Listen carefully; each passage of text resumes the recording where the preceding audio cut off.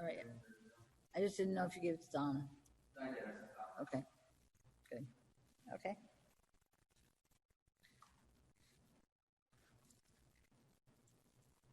Hello, Mr. Rooney. Good evening.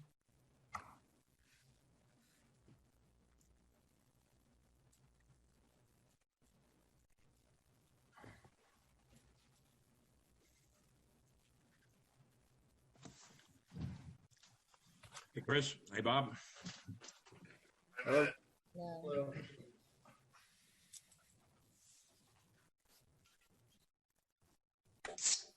Donna. Hey, Donna. There she is. Hello.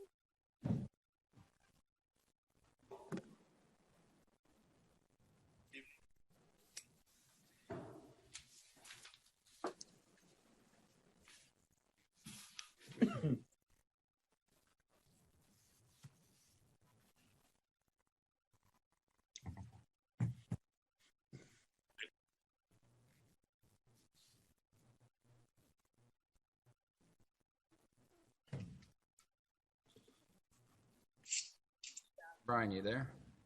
Yeah, I'm here. All right. It looks like you have a Post-it note. Heather? Yes. Ah, there it is. You had a Post-it note. Yeah. So I'll make sure you're working.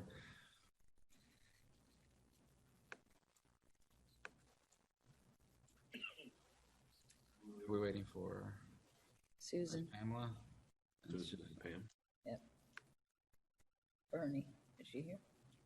No. And Bernie. Bernie, right.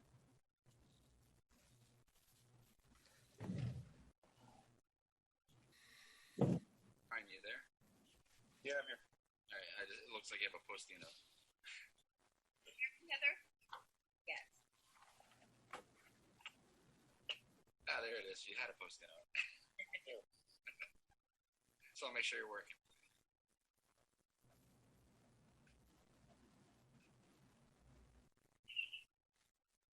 We're waiting. Good evening, everyone. Hi, Mike. Hello. Happy to be with you. Bernie.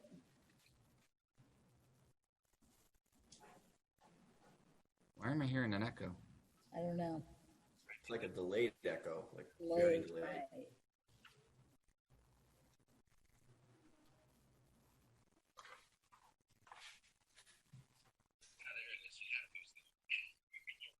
That's coming from Donna. Donna, you also listening to it on YouTube?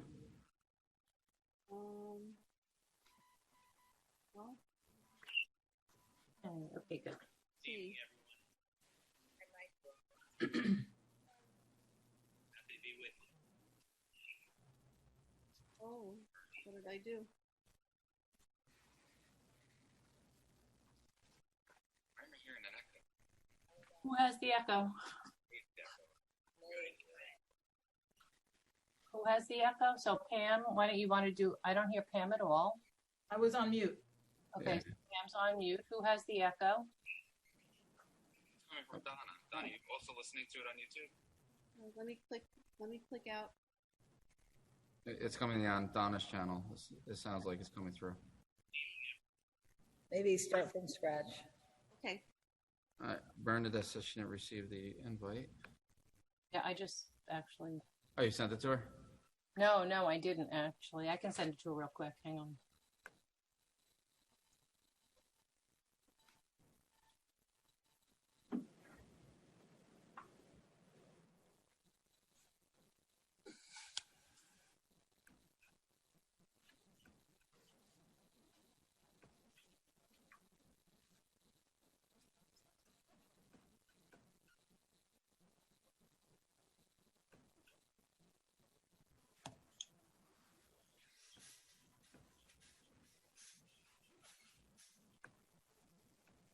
I sent her the IDs. That's why I'll put her in as an attendee and I'll invite her in. Yeah, I sent it to her also, so hopefully she gets it now.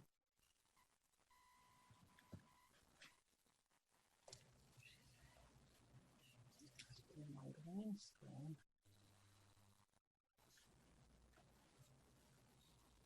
Just see when she's in. Oh, she came in under your name because she used your link. Okay, good. All right, so we're good? And we have 3 mayors. I'm sorry? We have 2 Mayor Nitsons. Why? How's that? Did you enter your personal link? Oh, you sent me. Oh, I never got a link. okay, you beat me. I didn't know that. So is now Bernadette's on my thing? I No, clicked no, on she the just- email. It just shows you as her, so I could probably fix that. It's all right. It's fine. Whatever. We're good. We're good. We can start. You're good. All right. So Bernie's my alter ego. Let me see why I didn't get that email. When did the email come? Oh, it's This afternoon around 2, 3.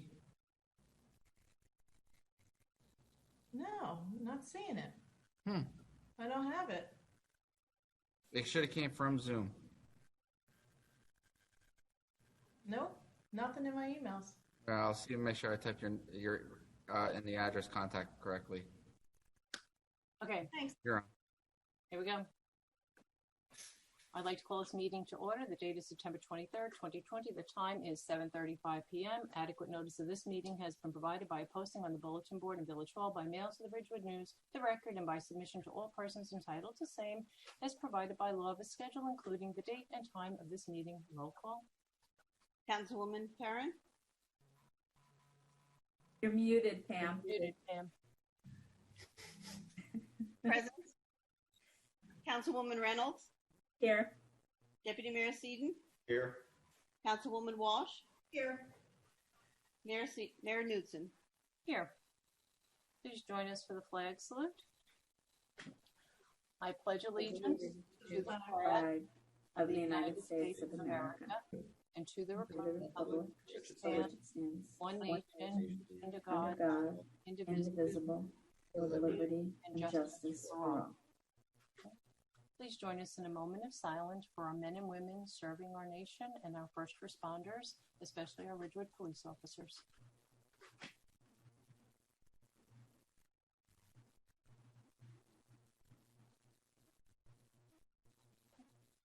Thank you.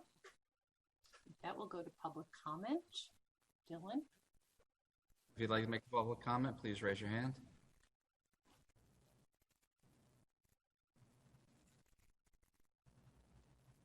I'm showing none. No public comments. So just give a moment. Is there anyone on the line, Dylan? 2 people. Okay. Again, if anybody would like to make a public comment, please raise your hand. No? No. Okay, very good. With that, we'll move on to our manager's report. Okay. The last day to register to vote for the November 3rd general election is Tuesday, October 13th. Up until that time, you can come to register to vote at the village clerk's office or at the county superintendent of elections office in Hackensack on October 13th. We will be open from 8:30 a.m. to 4:30 p.m. in the village clerk's office taking voter registration, and then in the public library lobby from 4:30 to 9 p.m. As long as you register by 9 p.m. on October 13th, you will be able to vote in the November 3rd election. You can also register to vote online at www.state.nj.us/state elections voter registration. This is all found, all updated election information is on the village website under the tile that says election information. There's a video there to show you how to fill out your mail-in ballot. There's information about how you can vote on election day. And just as a reminder, only those who are blind, illiterate, or those who cannot fill out a mail-in ballot are those who can vote in the ADA voting machine in the polling location.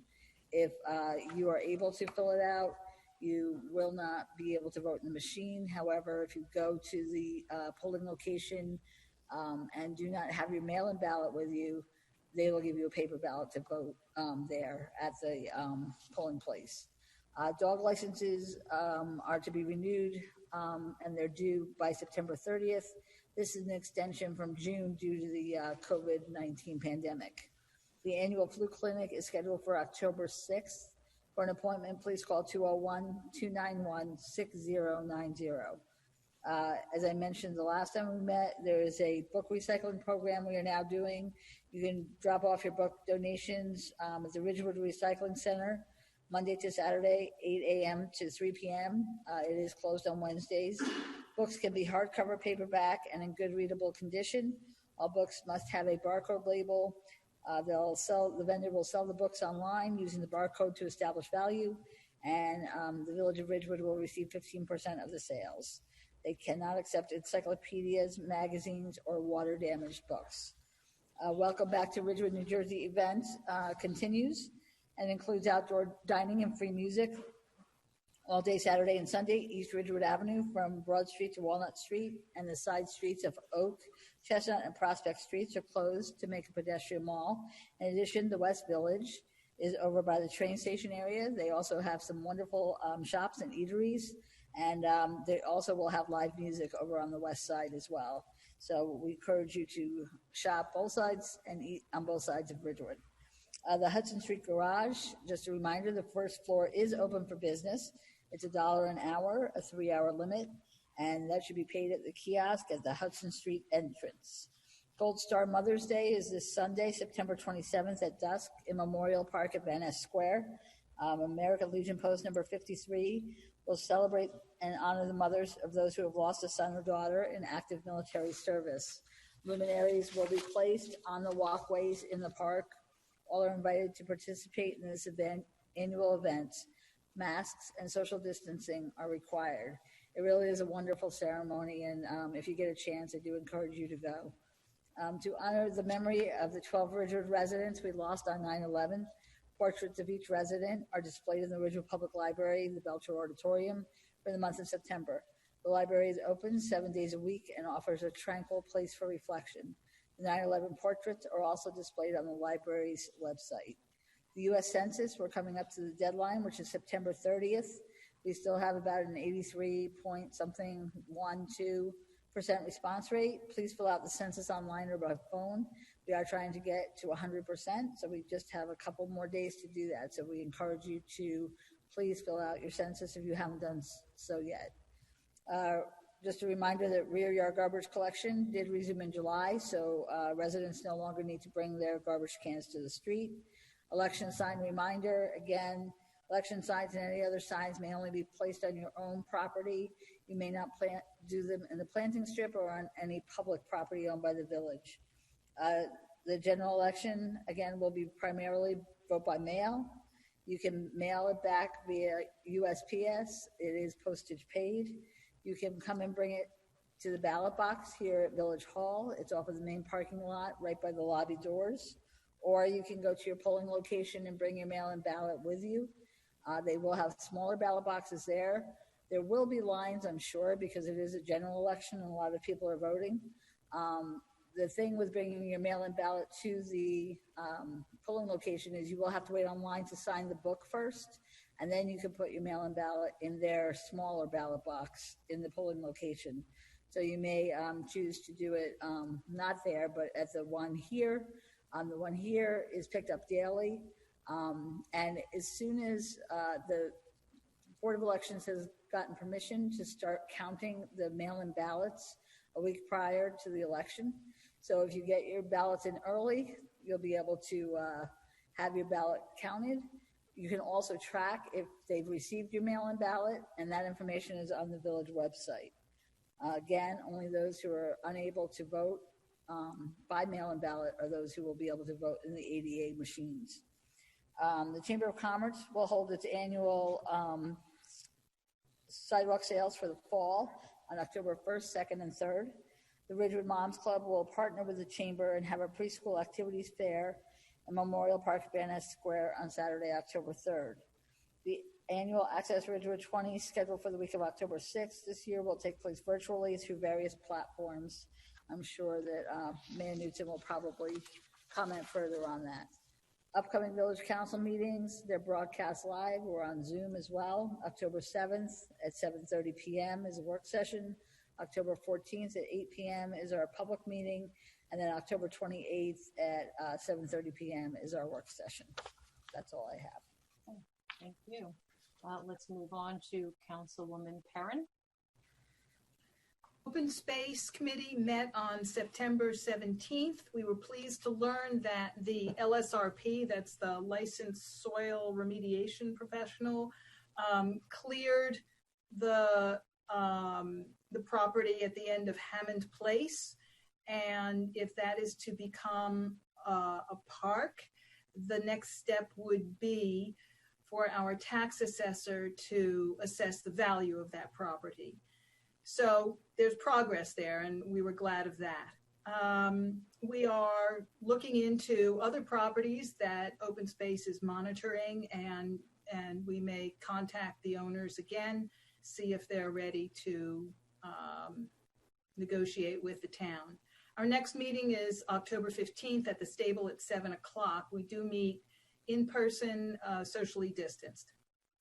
Chamber of Commerce has not met since our last meeting, so no news there. Similarly, Green Ridgewood has not met. Our next meeting is October 1st. I assume that will be via Zoom. If you'd like to join, our meetings are open to the public.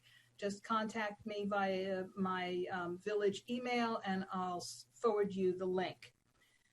CBDAC, the Central Business District Advisory Committee, met on September 10th and September 17th, an indication of how seriously we are working. We continue to work towards publicizing the CBD businesses to potential renters in the multifamily housing. Specs went out on Monday to several graphic designers for the concept of what it would look like to have a pamphlet to give to people who come to look at the apartments downtown.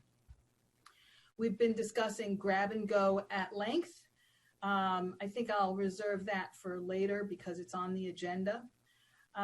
We are planning on bringing in speakers from other towns to hear about their experiences with business improvement districts and the pros and cons.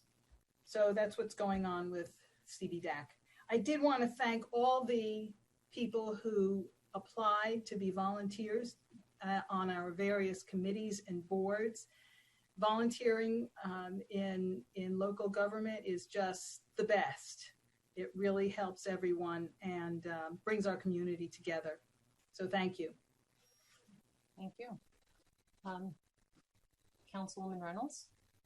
Thank you, Mayor. The planning board met on September 15th. We reviewed 3 items under the Historic Preservation Commission, and we sent recommendations to the council. The first item was a proposed sign at Mahalo Holistic Beauty Bar at 48 East Ridgewood Avenue. The second was the painting of the facade at Duxiana at 63 East Ridgewood Avenue. And the third was the residence at 299 West Ridgewood Avenue. Most people will know it as the yellow house on the corner of West Ridgewood Avenue and North Murray. And over the years, there had been a couple of additions that were added to the back of the house, and they were done without much thought. They were just like a box added on to the back of the house and then another box added on to the back of the house. So the new owners are great. They've come up with a plan that I think is going to add small additions to the original additions, but it's going to complement and mimic the character and the charm of the original house. So I think it'll bring it back to its luster and glory and look great when it's done. The planning board unanimously recommended these changes, are going to recommend them to the council on behalf of the Historic Preservation Commission. We also discussed an ordinance to amend Chapter 190 of the Code of the Village of Ridgewood, Section 190-85 and 190-119, to exempt certain lighting installed in a right-of-way from various requirements. This is going to help expedite the downtown businesses to accent their buildings with lights, and hopefully that'll help the CBD. The next planning board meeting is going to be October 6th. And then Citizen Safety Advisory Committee met in person, yay, at the Youth Center on September 17th. It was great. We had actually quite a few members of the public, so it was a good meeting. One of the things we discussed is the anticipated completion of the crosswalk at Van Emberg Avenue and Hampshire Road. The crosswalk markings have to be done. There was a couple of residents who've been saying that cars and trucks are speeding up and down Van Emberg, and there was a resident present who said she's happy about the crosswalk coming, but she's still very concerned that trucks and cars are going to continue to speed unless something else is done.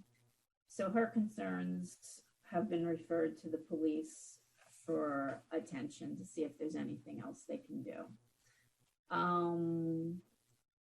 There are safety and circulation issues along North Irving Street and nearby streets since school started, especially the high school. The parking, standing, and stopping regulations have been completely disregarded, and there doesn't seem to be any enforcement occurring. So the police have been urged to give this some immediate attention. And then a resident of East Glen Avenue has concerns regarding pedestrian safety, vehicle speeding, and enforcement practices. And this has been forwarded to the traffic group at the police department, and a request to provide a report on relevant actions was requested for the next CSAC meeting, which is going to be held October 15th in the Youth Center again, and the public is welcome. And that's it. Thank you. Thank you. Deputy Mayor? Thank you, Mayor. Tomorrow, the Community Center Advisory Board meets at 5 p.m. And then on October 1st at 7 p.m., the Green Team meets. Both of them will be via Zoom. And that's all I have right now for this week. Thank you. Councilwoman Walsh, I don't know if she's still me. Yeah, I can make statements. You're everything. You don't think it's Mayor Newsom. So our PRC meeting that was scheduled for last evening did not have a quorum, so we could not hold the meeting. So we're going to meet at our next regularly scheduled meeting in October. And then I'm going to be having my first stigma-free meeting next week. So that's all I have to report for this week. Okay, great. Thank you. So I have a couple of them going to first add to Councilwoman Reynolds' planning board meeting. The historic house at the location of the corner of North Murray and West Ridgewood Avenue, that'll actually go to the Board of Adjustment with the recommendations for to move forward, at least with the aesthetics of the addition. So, and I think that it was really important to note the, I think the board itself was really pleased and complimentary to the homeowners. Because so often we see that these historic homes fall into a state of disrepair and erased, and new, more modern homes are built, and we applaud their effort and their commitment to maintaining one of our historic treasures in town.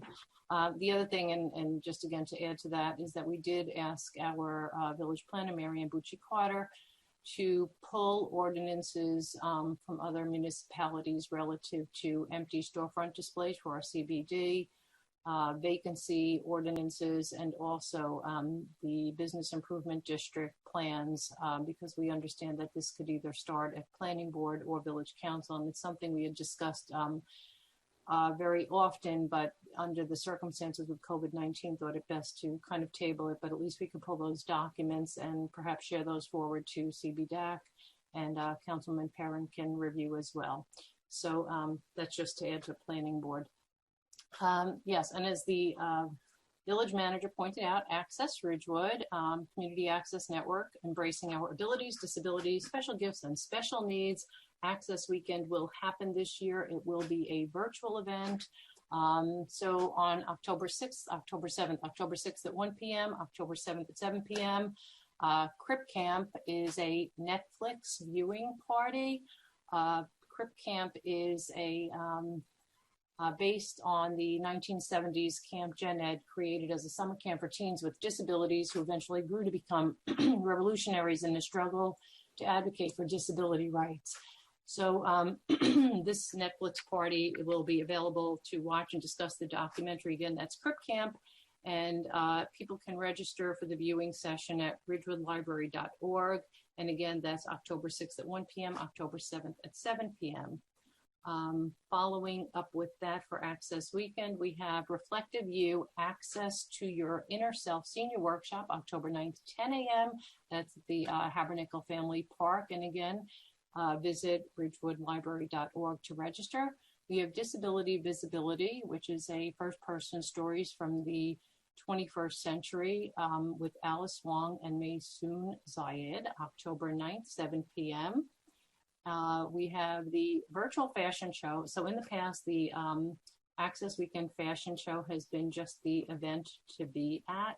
And I know the Deputy Mayor and I had very many opportunities to introduce our special needs models and to comment on their attire, their fashion, their flair, their personalized attire. And this year, however, it will be a virtual fashion show. And that will be October 10th all day via Facebook, and that's facebook.com. And Access Ridgewood has a Access RWD, which is attached to the Ridgewood Public Library Facebook page. We are going to explore with Dylan. Dylan, this will be a surprise to him, so pay attention, that how we can also stream this through either the Village website or other platforms so that folks who are not on social media have an opportunity to watch the event as well. And that will just loop all day. We're also going to try to have that viewed simultaneously on various Facebook pages. So that's a really great opportunity to join our Access network through the virtual fashion show. And we'll close that Access Weekend with a virtual interfaith service at Friends to Friends Community Church, October 11th, 7 p.m. with Reverend Joanne, and that's always a very special and wonderful event. And any of the events that are happening, we'll put this, we're going to have our flyer placed on the Village website. We're trying to create live links so that everybody could register automatically through those live links at the on ridgewoodlibrary.org. Hopefully we'll get that done with the live links very soon. Let's just see. So that's a really, really exciting weekend. We're happy that that's going to happen. Library Board of Trustees did meet last night. Friends kicked off this season on the week of September 15th, and took advantage of the auditorium by having a hybrid meeting, part live, part Zoom. They are working on the Reading Marathon Challenge. We understand that they can distribute forms now through the schools. That's permitted. They will also be working through Google Classroom to make certain that everyone has an opportunity to participate, as in the past. The Authors Luncheon, as many of us know, we were all disappointed when it was canceled due to COVID-19. Madeline Miller will be scheduled to return, or I guess technically not return, but rescheduled for April 14th. In my notes, I wrote 2020. I'll assume I meant 2021. It will be at Seasons, fingers crossed that there is no contingency plan for an alternate venue in the event that any continued COVID-19 restrictions. But again, mark your calendars, April 14th, 2021. The library bylaws and policies and rules of conduct are going to be updated to reflect COVID-19 protocols. There's also going to be a slight decrease in the age for children being unattended in the library. It's currently 14. We're going to make that 13. I was a little surprised that it was 13. I think I was hanging out in the library at age 7, but unattended. Let's just see. The Library Foundation has allocated $25,000 for our ebook purchases, and Ridgewood residents do remain the #1 reservation for our library ebooks. It's important to note that this is important because when the library purchases hardcover books, it's 40% less than the regular cover price, but ebooks actually cost significantly more, so we get less ebooks because of the use of those. And Buckles, so this is really big news. Ridgewood is the #1 user on Buckles for e-magazines and ebooks and Ridgewood is number 2, audiobooks, on audiobooks. I just want to point out that Montclair is number 1 with audiobooks, but Ridgewood is number 1 user of e-magazines and ebooks. So congratulations, Ridgewood. And finally, Linda Diorio, will have her be part of our last Board of Trustee meeting in November. She's stepping away from the Library Board of Trustees after 8 years. Linda is not just a personal friend, but she's really been instrumental in allowing us the opportunity to understand from a school librarian perspective how to better improve offerings at the library and how things work, especially with students. So we will miss Linda Diorio terribly, and she'll be some big shoes to fill. So that's my report for now. And with that, we will move on to our work session. Okay. The first item for discussion is under Ridgewood Water, declaring surplus 2 vehicles. Both of the vehicles, one is a 2012 Ford Transit with 36,782 miles. The other is a 2004 Ford Escape with 104,730 miles. Both of these vehicles were actually taken out of service in June of this year due to the need for excessive repairs. No questions, anybody? Moving on. The next item is award contract under state contract. These are actually 2 F-350 trucks that are going to replace the 2 that have declared surplus. There were actually 3 trucks that were used for the metering division. We have purchased 1 already. And it was a Ford F-250. These other 2 are Ford F-350s. They're both on the lot. One is about $500 more, I think, than the other. And that's because there's a special package on that one. Not that we requested that, but that's what they have on the lot. And we do need to replace these other 2 for the metering division. These vehicles have the towing capability or the ability to carry a vacuum and a compressor, and that's needed regularly to perform daily tasks, such as cleaning out the curb stops in order to turn off water or on at a residence. The total not to exceed is $48,909.52 for one and $49,430.52 for the other. So those are the 2 replacement vehicles. Any more questions? Yes, I was actually on mute before, so nobody heard me. I had a question about the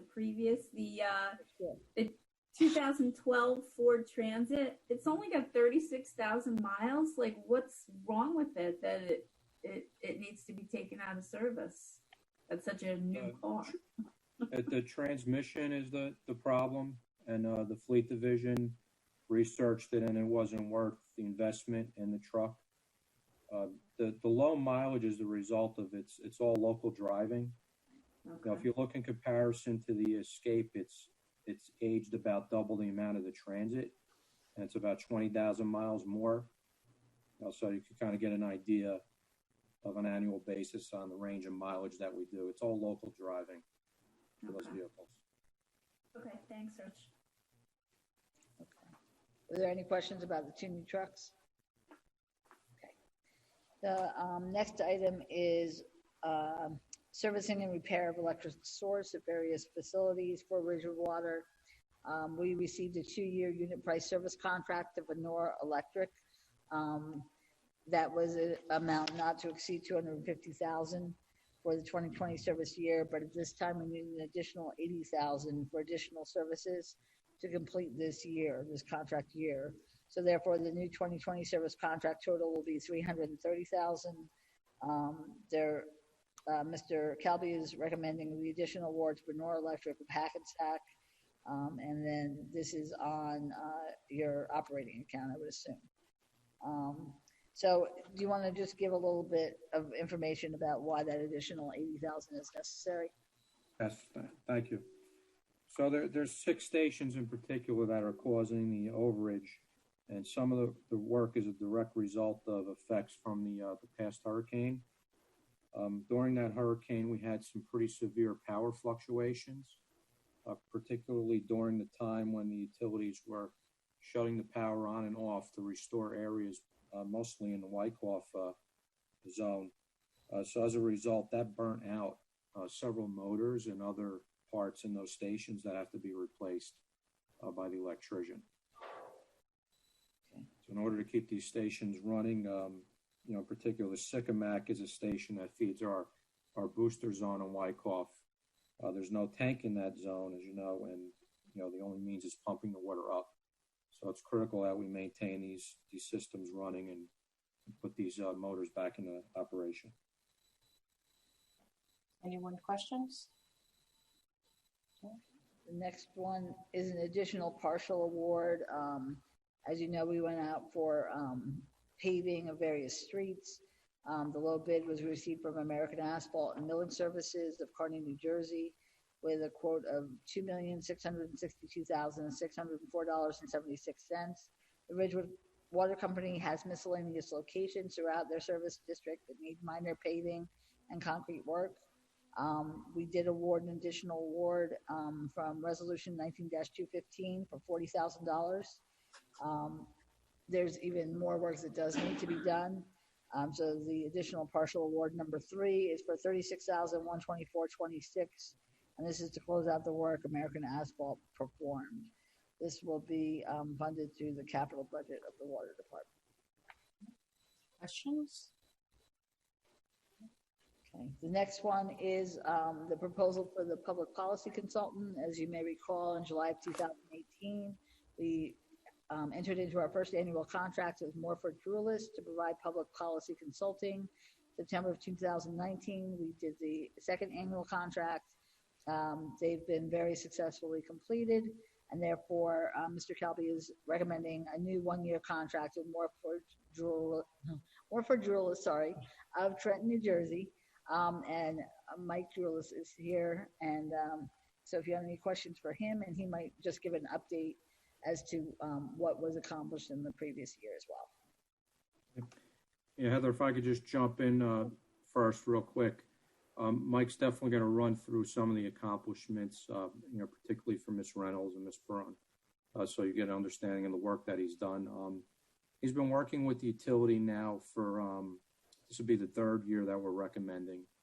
We started out strictly trying to get more involved with public policy in Trenton and in DC to help affect water legislation in a good way, to make water cleaner, to help us fund some of the initiatives that we're moving forward, particularly our PFAS treatment that we have to make a huge investment in. But part of doing all that was strengthen numbers. And we set out very early, Mayor Knutson at the time was mayor also, when we started building a coalition of other like-minded utilities in the area. We've gotten several on board with us. Mike sends them a monthly newsletter, keeps them updated on legislation, and we get input from them, as well as from members in the industry, construction groups, unions, other associations that are involved in water.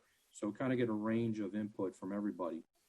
But what we've done, more importantly this year, and why we want to move forward, we're looking to take that to a next step and build more of a consortium with these utilities, whereby we could share more and do more friendly work that's friendly in the DEP mindset and the Department of Consumer Affairs mindset, where we're sharing services.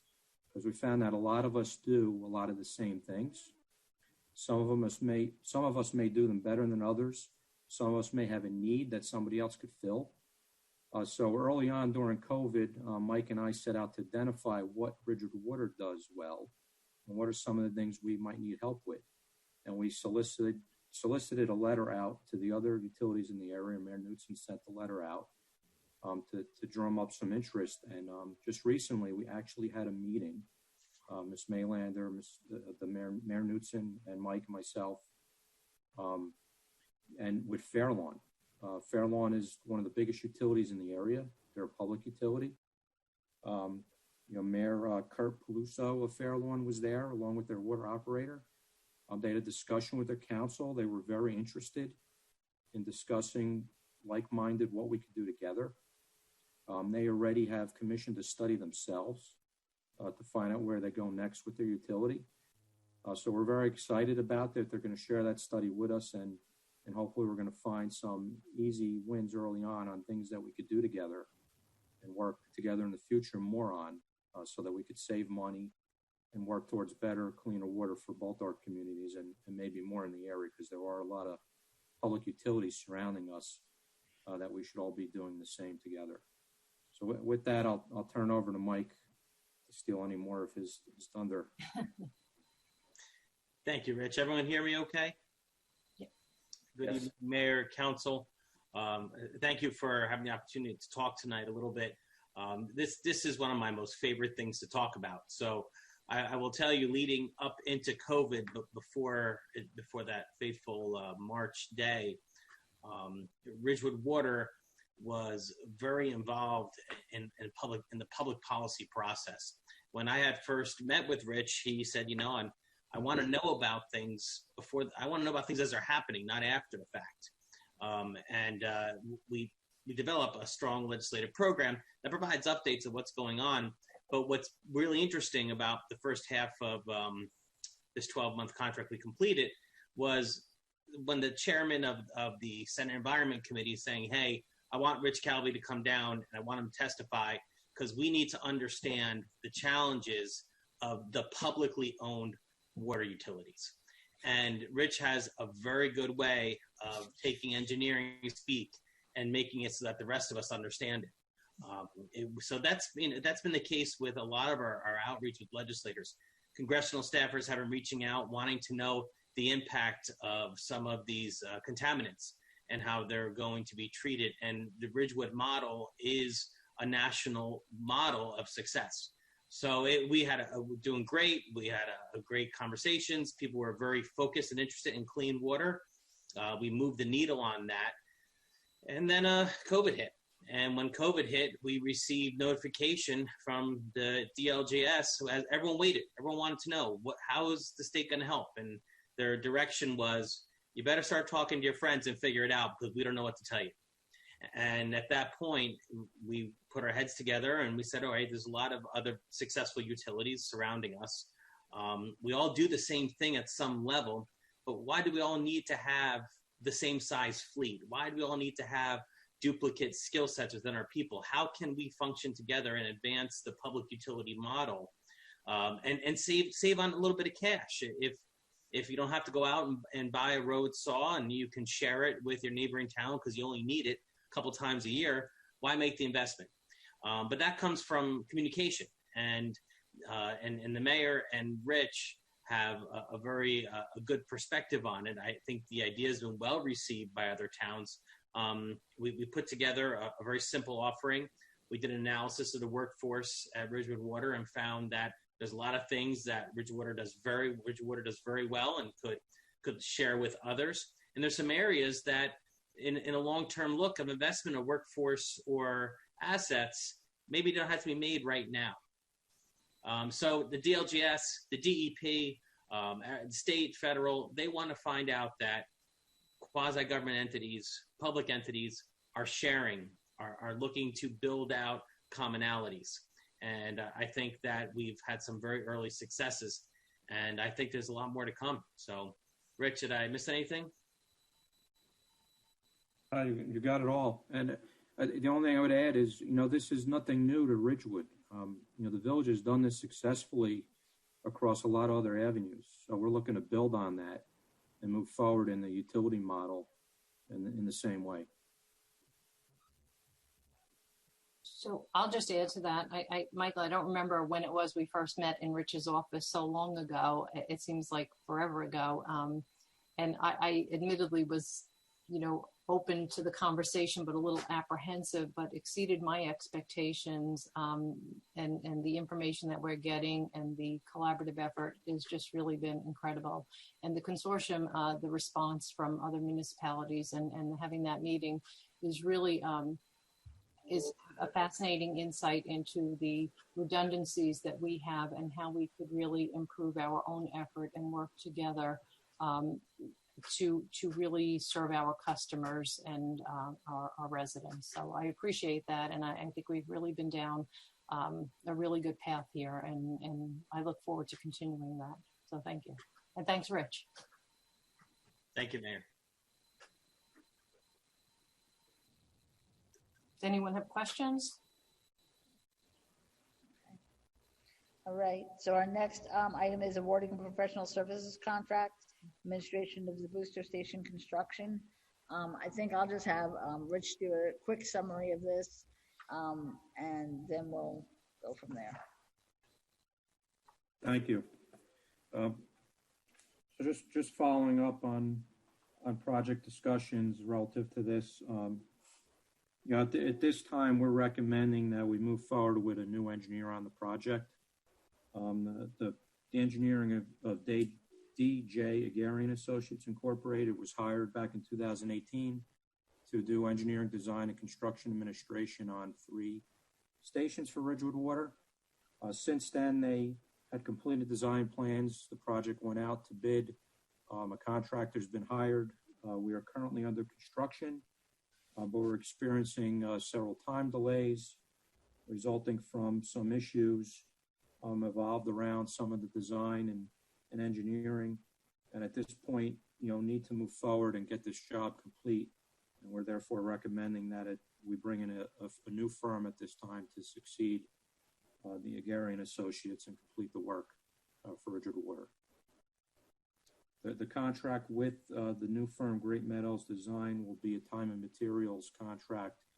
They'll bill hourly with a not to exceed of $45,000. They are familiar with the project. They can jump right in and get started if it was approved. Any questions? Okay. Thank you. Now we'll go to parking, the pilot program for grab and go spaces. I know we have the survey that we did a quick survey.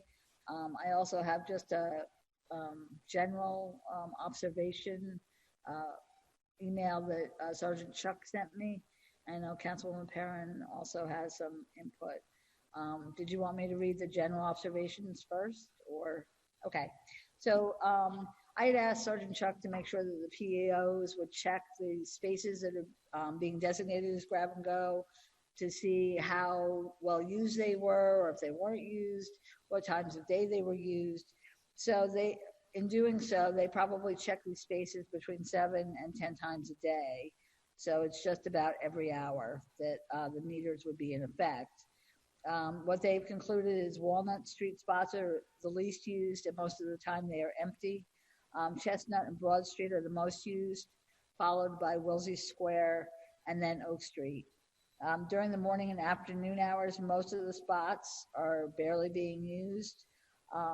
If they are being used during this time, it's usually by people not using them as grab and go, but parked there illegally. They're averaging about 3 to 5 summonses per day to the spots and countless warnings. During the dinner hours, if the spots are full, they see people double parking or parking in yellow zones next to the spots. Frequently, they see people using the spots as grab and go spots are longer than 15 minutes. And some people tell the PEOs they're still waiting for their food to be ready to be picked up, or their loved ones have not yet returned from picking up the food. We also see people that are parked for longer times, anything over an hour.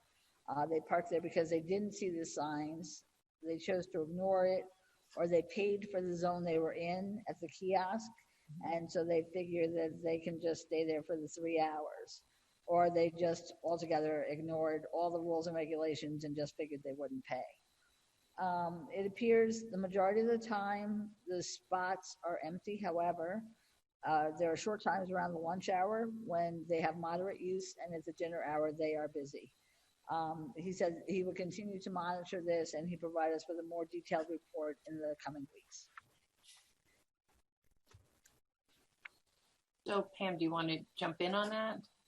Yes. The survey was answered by 16 restaurants and retailers, and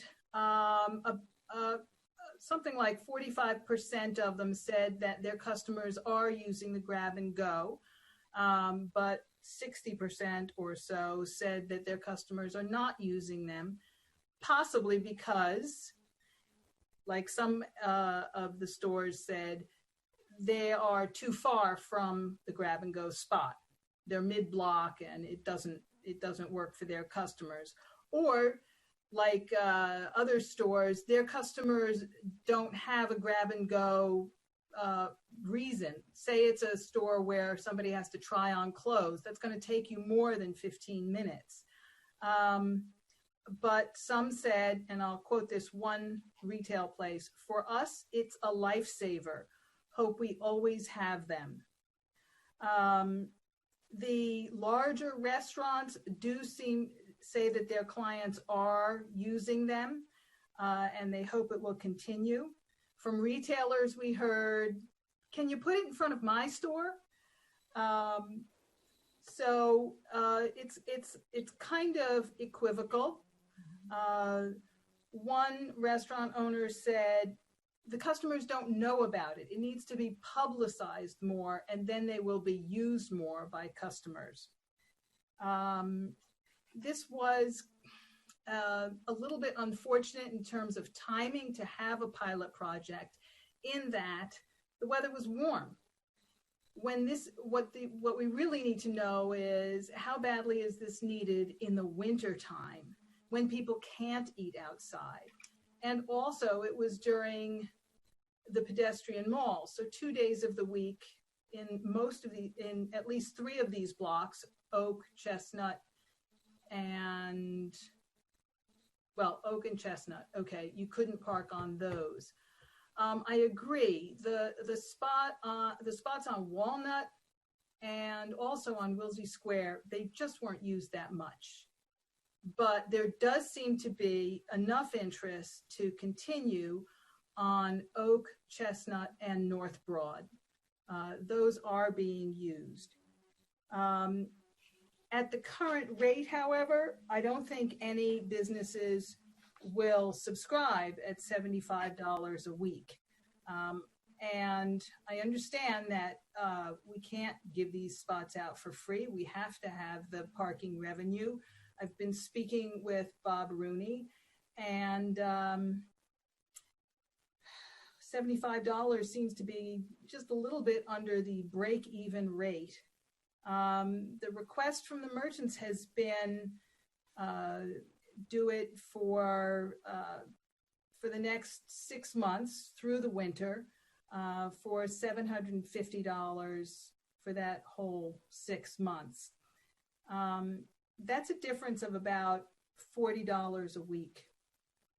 What I am concerned about is if we refuse to go down in price,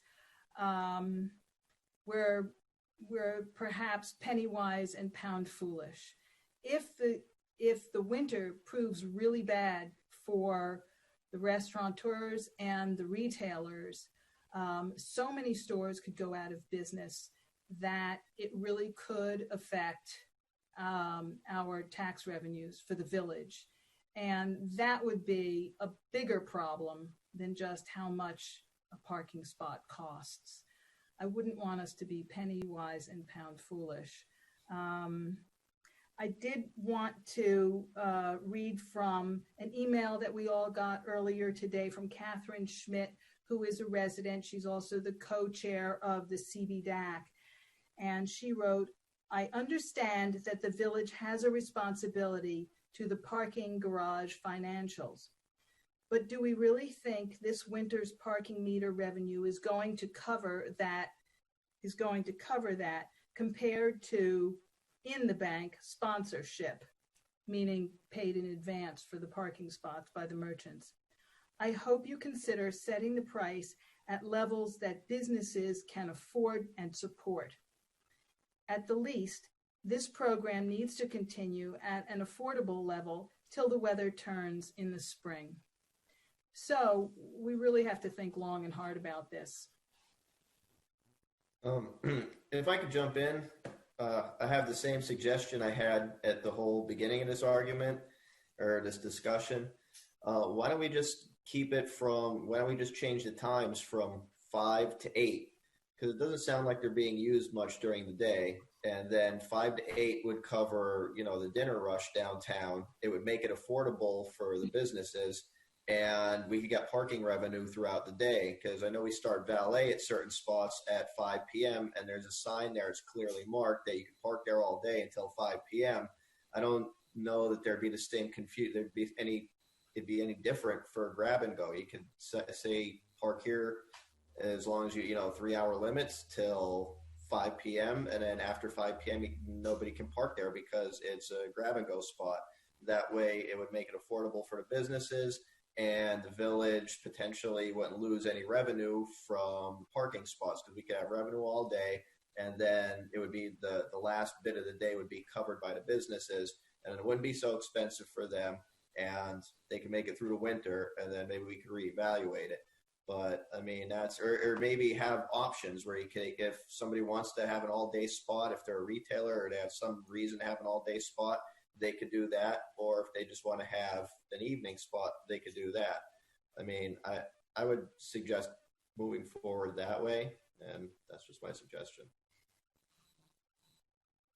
So I don't know the answer. I think that my expectation when we started down this path was that one business wouldn't be funding the $75. I thought this was two spaces, and that multiple businesses that would be the benefactors of those spaces would pony up and all lean in, and then a shared burden, shared benefit, shared burden. Personally, I used the grab and go space yesterday to pick up my boots at Quality Shoe Repair, and encourage Vince to fix another pair of shoes that he's fixed 3 times. But despite that, so I think that there are people that use them during the days. I've seen people use them. There's probably an awareness issue. But again, when we get to the pricing on this, whether we do it for 4 hours in the evening, as the deputy mayor is suggesting, or do it all day, my understanding was always that that this was going to be a group effort of businesses. So if 4 businesses are paying $20 a week for a space, then that's their customers. But the other thing, and it's always that cautionary piece of this, when I used the space yesterday and ran into the Quality Shoe Repair, it's not a free plug, by the way. I probably would have spent considerably more time downtown in the central business district had I not used the grab and go space. So there's an opposite effect that has. Some people will use that grab and go space and maybe not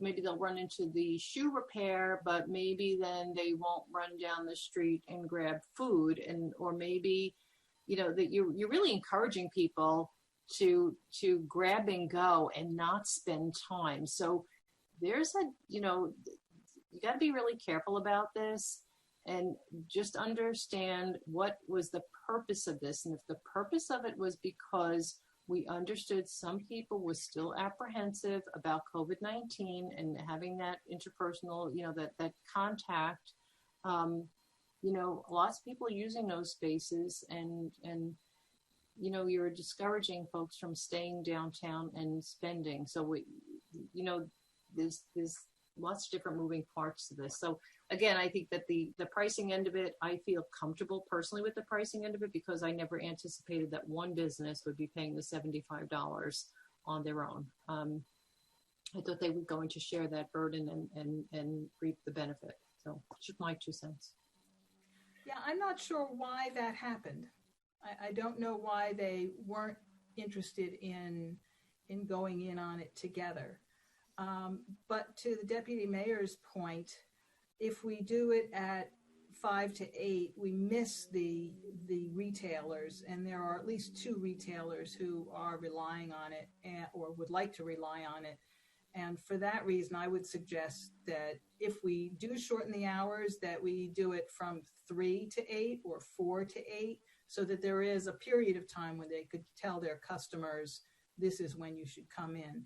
Also, we're thinking of drafting an email for the businesses so that they can send it to their customers and say, look, this is the nearest grab and go spot.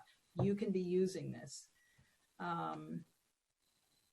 So But again, I think if businesses start sending out letters to customers, what is the benefit to one business may in fact have an adverse impact on the next business, because if you send me a letter and you say, okay, here's the grab and go, what you're telling me is grab it and go and don't spend time downtown. And you're talking about, in one breath, we say we don't want to see businesses go under and shutter, and yet we're encouraging a behavior that could expedite that exact outcome.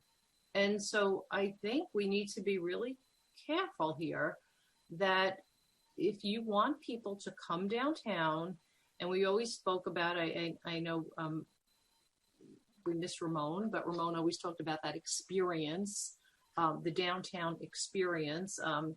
And if we really want people to do that and have that experience, we're sending a completely different message. The messaging is completely different. You're saying, don't come here and run it. By the way, I actually, I saw the grab and go space on Walnut was used because I missed that one and put my money in the meter. But I see these spaces being used. So I think that you need to be careful about this and proceed with caution. But again, I in the terms of pricing, I think that this was going to be multiple businesses sharing that cost. And so if you have one grab and go space, if some are remaining empty and you shave it back to maybe 1 or 2 instead of, what is it on Oak? Is it 3? We had 10. I would not go forward with the ones on Wilsey Square. We didn't have much enthusiasm for those, nor for the one on Walnut. I would just go with the 3 blocks, Chestnut, Walnut, and North Broad. Yeah. So I think that I'm comfortable with the pricing and the hours on it. Maybe we want to extend it another month for the pilot just to continue to monitor. I think it's important to understand, the behavior. But again, it's, you have to be cautious that we're not only discouraging people from using downtown, but discouraging them. We have to make our own debt service. We have to cover our own money on the garage. So if we're encouraging people to jump in and grab and go, what we're discouraging them from doing is putting money in the kiosk and staying for the hour, the 2 hour, the 3 hour. So if you watch that behavior start to shift, it could actually not just impact businesses, existing business, it could also actually have an adverse impact on our own parking revenue. So again, it's just cautious. But I see it a little differently. I think if you have the grab and go spots, you are encouraging people who want to stay downtown longer to go to the garage, which is what we have to pay off. Can I jump in just real quick? So I think the one thing, we're kind of mixing a couple of different conversations in terms of revenue. I think we really need to talk about the train station lot because it is empty. That is completely lost revenue. I don't know if we need to just suspend until the first of the year, the regulations in the train station lot. If we opened that lot, I think we would get everybody parking there. We wouldn't have as much of an issue with the grab and go because people would be parking there, shopping on the west side. We just had the grand opening of the west side. But I think what's more important right now is to, maybe just relieve the parking regulations in the train station and get people parking because those spaces are literally sitting vacant every single day from the morning till night. And that is completely lost revenue. I don't know that people are going to shift immediately to the garage.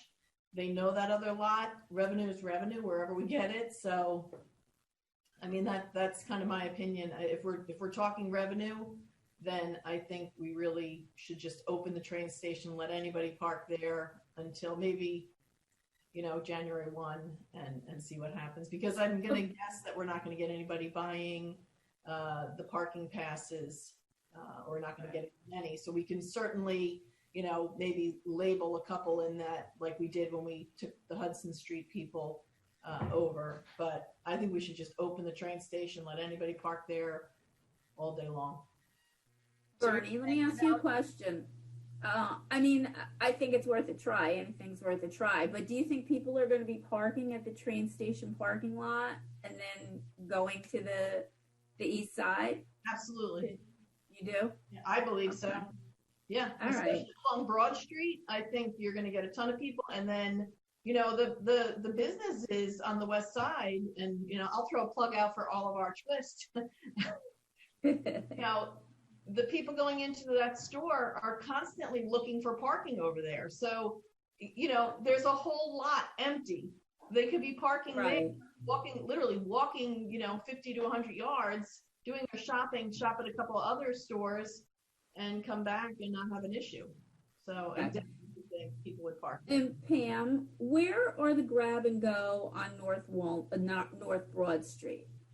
Right at the top of the street, like what's at that corner? By Dunkin' kind of by Dunkin' Donuts, that area? Well, they're a little farther south than Dunkin' Donuts, because Dunkin' Donuts really wanted it in front of their store. Okay. Well, let me ask you a question, because I'm always seeing people illegally parked by Bamboo House and Sook, like in the crosswalk to run in.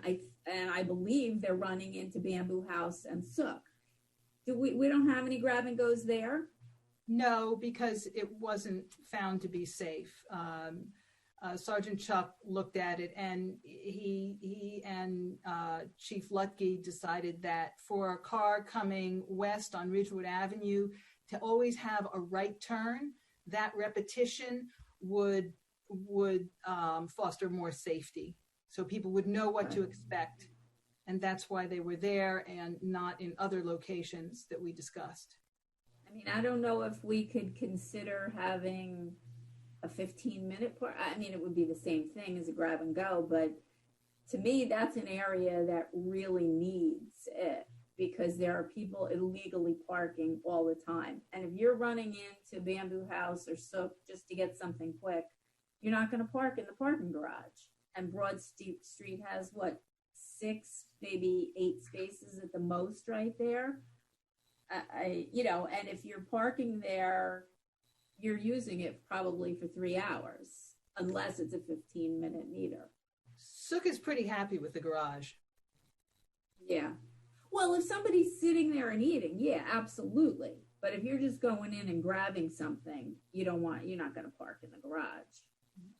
Another grab and go area is Prospect, because the Asian Grill is there. And that's a lot of grab and go. So I think just, I want to go just back to Councilwoman Walsh's comment. So about the train station lot. So I agree. So I don't know if we can just prepare a resolution for our next public meeting to suspend. We can take a look at it. Maybe Bernadette, if you want to email your thoughts, and this way we can at least get that moved, move that forward and resolve that issue. So however you're envisioning that, Bernadette, that would be really helpful. In terms of the grab and go, again, I know that one of the other things, and Councilwoman Reynolds raises it, is the illegal parking by Bamboo House and the crosswalk and everywhere else. And so we have an email out on that, Heather, and we're going to be looking at that as enforcement area to kind of try to encourage better behavior. So that's definitely going to be an uptick on enforcement there. So then the question is, if we are now enforcing there, then the question is it prudent to take the grab and go on the corner of Hudson? I guess that would be the north corner of Hudson. Maybe that last spot there could be a grab and go closest to the crosswalk, or on the opposite side by Elks Club. I don't know if that works, but certainly that would be a better option than people parking in the crosswalk and I know the other spaces are a little bit farther down and difficult at best. So, I mean, maybe that's an option, Pam, to look at. That. Yeah, well, I'll check with the police department. Yeah, and just, talk to Jay. But yeah, and again, going back to the rest of it, I mean, just again, my opinion is I don't want to be encouraging people to grab and go. I want them to park and stay. Well, right now, the pilot project expires on October 3rd. So we either have to do something very quickly or let it expire. So, I mean, I would be open to extending it for, when's our next public meeting? October. Oh, the 7th. I'm sorry? October 14th. So, I mean, if we're going to extend it, I mean, and we have, so this lapses, right, Heather? So we're going to have a lapse on that. Right. And I really despise special public meetings, but I mean, if we have to, then that takes care of the extending, if that makes sense to everyone. And plus we handle the Bernadette's suspension in the train station lot. I guess I could. So you want to do that on October 7th because that's our next work session. So in the meantime, that the lapse in the resolution, we're just going to let that slide for the moment, right? Okay. Is everybody good with that? Can I ask Bob Rooney's thoughts on can we afford a price lesser than $75 a week per spot? You can probably afford it, but don't forget, I also am giving up spaces where we have the barricades right now. I'm losing that revenue, even though the Chamber of Commerce is footing the bill. There are a lot of areas that I'm not getting revenue, and it's not a good year. And again, Pam, you and I spoke about this. I told you that once I heard from the state as to how we're going to proceed with the ability to fund some of these deficits that we have, I would let you know. And then we had our training today. They didn't bring it up. They did say by the end of next week that they would have something in place to give us guidance. So I'm a little cautious on giving any concessions until I understand what vehicles I have available to me to take care of these shortfalls. Okay. Bob, are you okay with my suggestion of relaxing the rules right now for the train station? I love your terminology. Revenue is revenue. I'll take it wherever I can get it. I knew Bob would like that. You didn't say it was free, Bernadette. So okay, we're all good. I think why don't we just do this? We have October 7th. We're on. Today is the 23rd, so we have a little window of opportunity. So we can at the beginning or the end of next week, we can revisit offline that conversation with Bob and Heather. And then we'll be prepared to have a resolution on October 7th to continue with the pilot program. And then whatever that resolution, maybe we'll just modify it. So let's just wait until we have a better understanding of the pricing on that. And I do agree. I think that we have an awful lot of spaces that are blocked off. As a matter of fact, someone asked me the other day if the space is being barricaded out for the street dining, absent the pedestrian plaza, if we're being compensated for those. And I don't think we ever made a provision to do that. So, we're losing revenue, but we're trying to, we're juggling a lot. So, and we're trying to help everybody. So we have to be aware, pay attention. So my only question is for Matt.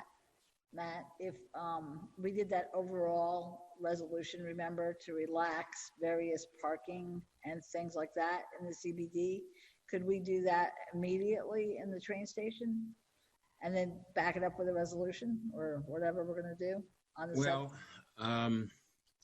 it's not one of those things you like to do. You like to have the council resolve, but we have to assist and help.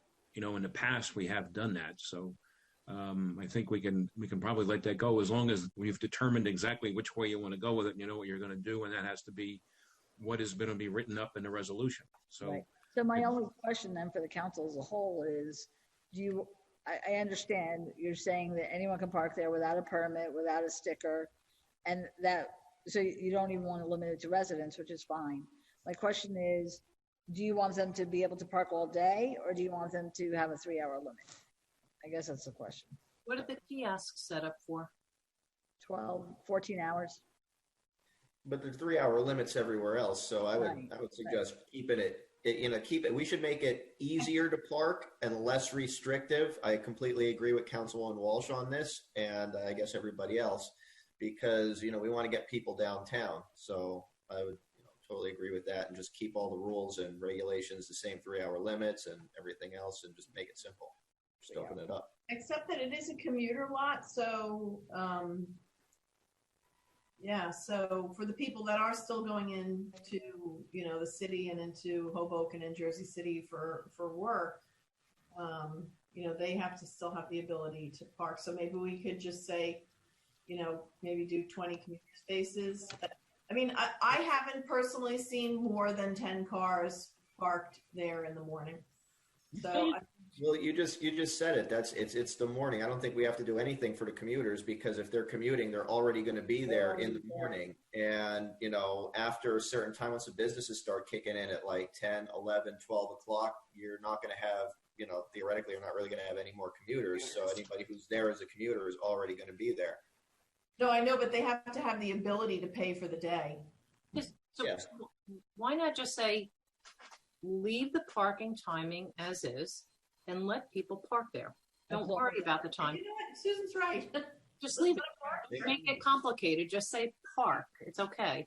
And if somebody pays for 5 hours and they leave and somebody else, Bernadette, pulls in behind me, she doesn't get my gift. Okay. And everyone's in agreement with that. Just park as long as they want. Park. Obviously, they have to pay. Yeah, for whatever time they're there. But yes.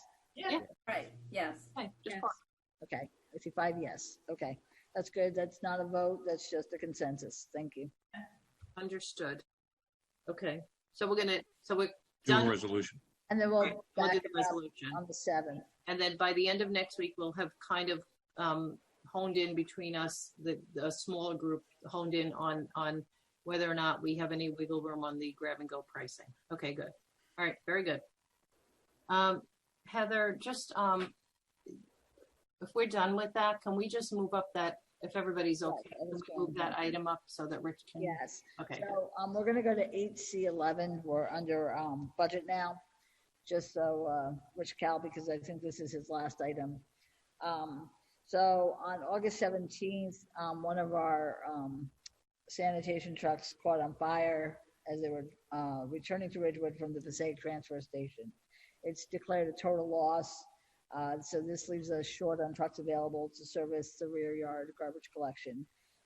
We have a unique opportunity because Gabrelli has a new chassis in their inventory that they're willing to hold for us. And then Sanitation Equipment has a body that will fit this chassis and they are willing to hold it for us. So the replacement truck is not to exceed $206,338.90. Normally, we have to order a truck and it takes about 8 months to get it. Obviously, we really don't want to wait 8 months because we're down a truck and we need it to be able to pick up. So it's a very unique, they have it on their lots apparently, and we would be able to get the truck by next month, which is very, and so this was done through GovQuotes, and this was the only response we got, but it's a good response because we can get it, within, maybe 3 to 4 weeks. So I just want to be able to move forward with this if you're all in agreement. I don't know, Rich, if you wanted to add anything else. Thank you, Heather. I think the only thing I'll add is that the truck we are buying off the lot is actually cheaper than what we paid for this 2014 crane carrier. At the time, we paid $256,000. And Mr. Ruderhauser has been kind enough to submit the insurance claim for the truck that was totaled. We don't know how much we're going to receive. I don't think it's going to be anywhere near the $256,000 that it cost us in 2014. But at least we will hopefully be somewhere in the middle of the cost of this new truck. Sounds good. Yeah, sounds good. Oh, Rich, you're going to need a capital ordinance though, right?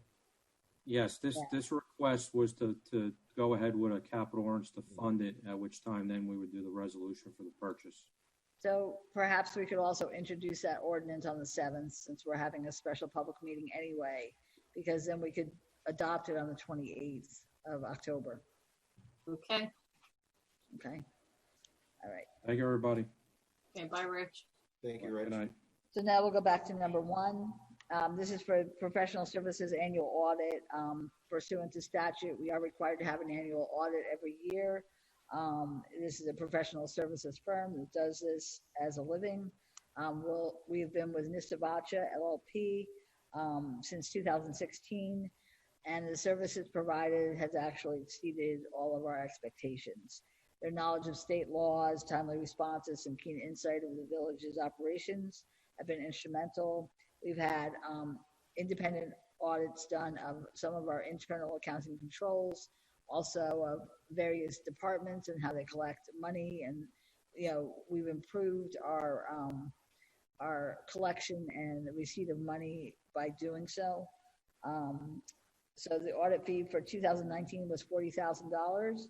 The one for 2020 is also not to exceed $40,000. Mr. Rooney says he strongly suggests the reappointment of Nisavacha of Mount Arlington, New Jersey for the year ending December 31st, 2020 for the audit ending December 31st. And also other accounting services as may be needed. They, as I said, once in a while, Mr. Rooney will pick a particular department, they'll go in, they'll observe how things are done, and then they'll give recommendations as to how to improve it. So I certainly have been here the whole time that they've been here, and they really do a great job. We should be receiving our audit within the next couple of weeks, I think, for 2019, and then we'll read that and go from there. But I would certainly recommend their reappointment as well. Was there anything else, Bob, you wanted to add? No, I think you said it all. I just asked council's consideration in reappointing them. I appreciate it. Yeah, no, we're good with Ms. Savosha, right? I mean, I think they're just really the top. We're very fortunate. Okay. The next item is awarding a cooperative purchasing contract for a front end loader. As you remember, we did have a mix up between the front end loader and a tandem truck, and the dollar amount difference was $40,000. The council recently approved the bond ordinance, which appropriated an additional $40,000. And so this is for the purchase. So it's awarding a contract under the Sourcewell Cooperative Purchasing to Jesco Inc. of South Plainfield, New Jersey, in an amount not to exceed $233,981.21. And that also, that price includes the trade-in of 2 inoperable machines that we have to Jesco. Questions? Moving on. Okay, the next one is in-camera storage server replacement for the police department. I'll have Dylan Hanson speak to this. This is a server for the police vehicles. It's an archive server where they maintain all the videos, and the upgrade also includes redacting software for the officers when there's requests for videos from the cars that they can supply to attorneys for discovery. Okay. The current server is 7+ years old right now, and we can't update it anymore. And it would be an award under state contract to WatchGuard of Allen, Texas, an amount not to exceed $18,687. Any questions? What program do we use for recording? It's the WatchGuard program. It's the current company we're currently with, who we're recommending to continue with.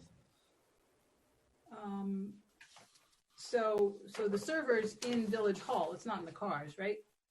No, there's recording units in the cars, and when the cars come to the police lot, it uploads the video to the server. Do the police have to take a thumb drive out of the car and bring it Nope. into the Village Hall? No? Okay. I was just wondering. It's all through Wi-Fi, and it's all secure, and it's all encoded.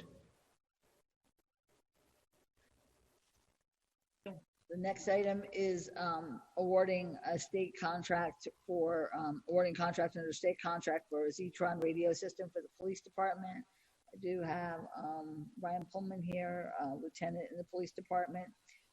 It's going to be both at the police desk and the emergency operations center. And perhaps Lieutenant Pullman, you could give us some of the highlights. Yes, this is, thank you. This is a replacement for our current system. The current system is also a Zetron system.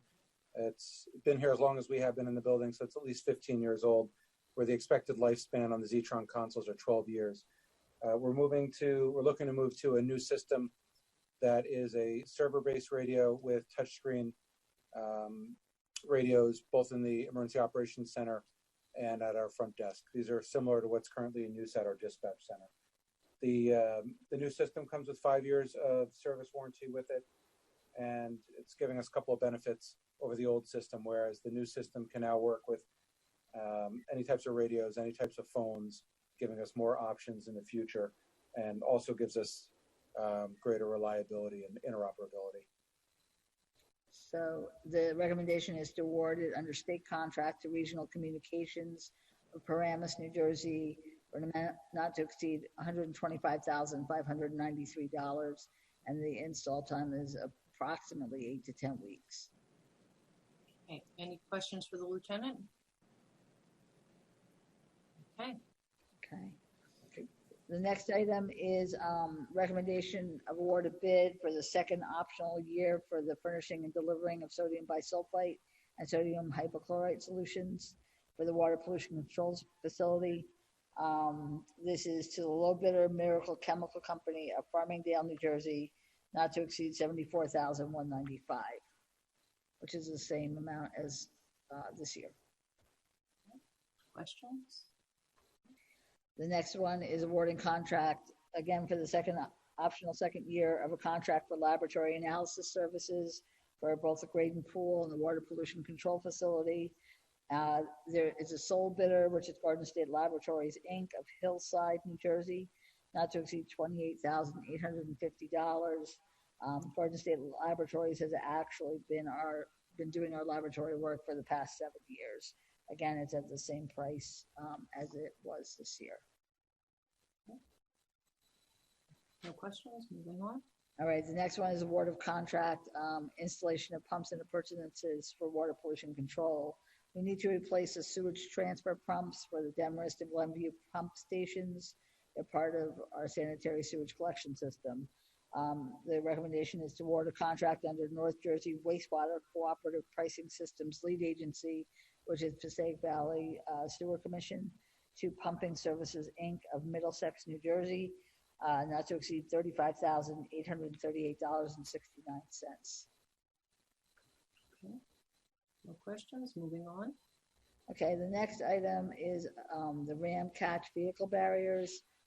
Welcome Back to Ridgewood has used a lot of barriers, not just for closing off the streets, but also now for having some of the restaurants that don't have a big sidewalk to also be out in the street area, the parking places in front.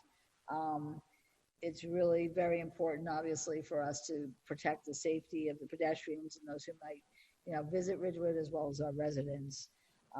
So the police department went out for quotes, and the lowest of 3 written quotes was from Ram Catch Inc.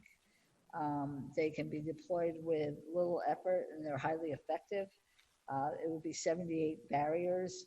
It would be used for various events in Ridgewood, including downtown for the holidays, this pedestrian mall, and other times that we block off the street. The street fair is usually in the fall. It will be housed in an enclosed trailer, which is able to be moved by most trucks that the Village of Ridgewood owns. So the lowest quote, again, was Ram Catch Inc. of Arlington, Texas, not to exceed $43,986. Lieutenant Pullman, did you have anything other to say? Did I cover it? No, the only thing additional is we do have some of these already, so we are familiar with them. The DPW is familiar with them and how to operate them. We've had good success with them so far. Brian's breaking up a little. Yeah, it was basically, he said they already have some of these types of barriers, And so therefore, they already know how to set them up and take them down, and they're happy with their performance. So I had a couple of questions for Brian. Brian, how many do we have presently? Do you know? I'm not sure offhand. And then what is the length of each barrier? Give me 1 second. I don't know if I saw it on here. I think I started to look for it, but I didn't. Maybe it's on the spec sheet. It's at the bottom, Susan. B6. Oh, I see. There. Okay. Oh, I see. So that's there. So that's 46 inches. So that they're just shy of 4 feet each. Actually, those dimensions are for the. That's not the width. I think the width in the lane each section is 21 inches. That 46.5 is representing the length from front to back for the stopping ability of trucks or cars that were to hit it. Oh, so I'm sorry. So what was the length of each? Are you talking about the length? Like in other words, when we have 78, what is the linear footage we're getting on the 78? The goal was to get 200 linear feet to be able to cover spans of up to that much. I think that was the shortage for what our needs are versus what we currently have. Okay, so that is reflected in this.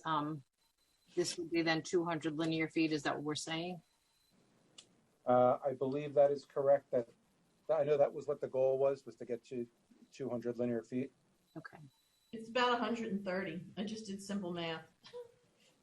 Yeah, there are some pieces that go in between them that connect them, so they're not one on top of another. Okay. Yeah. So yeah, because 78 times 21 gives you about 1638 inches, which divided by 12 gives you like 130 something feet. So if there's inches between, you need. Yeah, there's metal bars that connect each one of the uprights to give you that extra space. So that makes up the difference in the 70 feet. Is that what you just said, Bernie? 130? Yeah, we're shy like 70 feet from 200. Right. So there's those pieces, Brian, that makes up the difference in the 70 feet. That should. I can see if I can get the exact specs for you. It would be helpful. I mean, it's a lot of money. Almost a foot per. Oh, you're breaking up, Lorraine. Sorry. Let's try again. Okay. So I think the benefit is this, because the other ones, the water-filled ones, are the ones that they take forever, and it takes a lot of. These can be set up. How many people is it required to set these up? Literature said one. I think it's one person can set it One up. person. Yeah. I think that's important that the public knows that. Okay, good. All right. So I think I did have maybe I conceived of this wrong. I thought these metal barriers were to replace the dumpsters to close off streets, not to put around the restaurants themselves. Am I wrong about that? It's for the streets, but what I was saying is that we have used barriers to close off around the restaurants and the parking places. So therefore, we're low on barriers anyway. So we're looking to get additional barriers, and these will be able to be used, and they're easily moved, and we don't have to fill them with water and empty them and move them. And they, the ones with the water leak, and in the cold weather, they kind of, not quite freeze, but they're getting to freezing temperatures. So this is much easier, and much easier to put up, take down, and to open up if an emergency vehicle has to get there. I was wondering, since we're almost at the end of the pedestrian mall period, whether we can put this off till the spring, till we have a better idea of where we are in the pandemic. These take several weeks to deliver anyway, right? Can we put it off till the spring? I know that we need some barriers for downtown for the holidays, if we choose to, do that during. But you won't be having all these restaurants eating outside either. Right. Right, but then we do close it off all the way down to Walnut. So I think it's important to know that,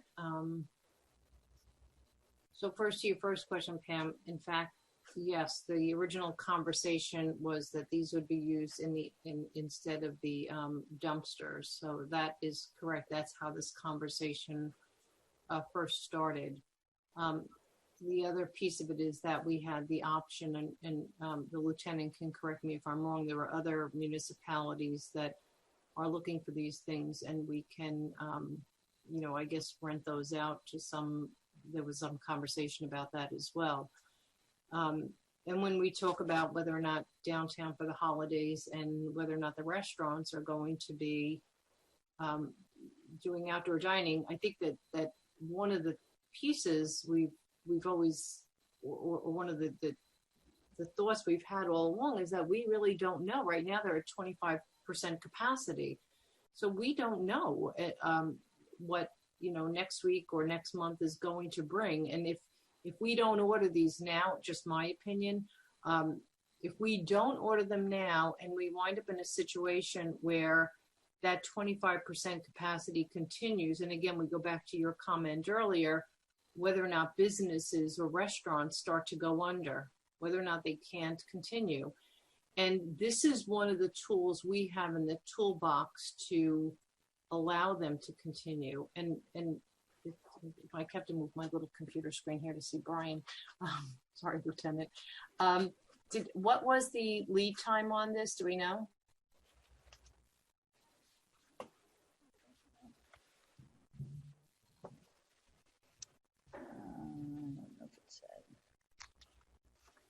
I apologize. I'm not sure. For some reason, I thought Jay said, Sergeant Chuck told us that they were available and we would have them more quickly than usual, that they had available for us. So I think 6 to 8 weeks. I'm sorry? 6 to 8 weeks. 6 to 8 weeks. So we're looking at,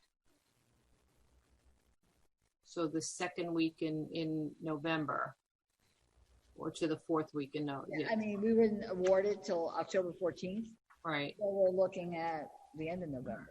So we don't even have them then for, we wouldn't have them for downtown for the holidays. If it's 6 to 8. November. December is downtown for the holidays. Well, 6 to 8 weeks from October 14th. If it's 8 weeks, right. If it's 6 weeks. December 14th, right. If it's that longer window, then we're kind of in a jam. Correct. So I don't know. I guess I defer to anyone else's thoughts on it. Pam, can I just ask a question? I don't know if the chamber has talked about this. We have kids that are virtual learning. I can't conceive of downtown for the holidays with the crush of people with COVID still going on. So has that even been talked about? I mean, there's thousands and thousands of people within, shoulder to shoulder. I just don't know how that's going to happen. So I can answer that. We've been actually, the village manager, myself, the Chamber of Commerce at Joan Groom. We've been, and I guess the police department, is that who's been in the conversation, Heather? I don't even remember. Yes. So we've been meeting, I guess, weekly on this and kind of trying to figure out how this would be a scaled back version of downtown for the holidays. So it won't be the big event.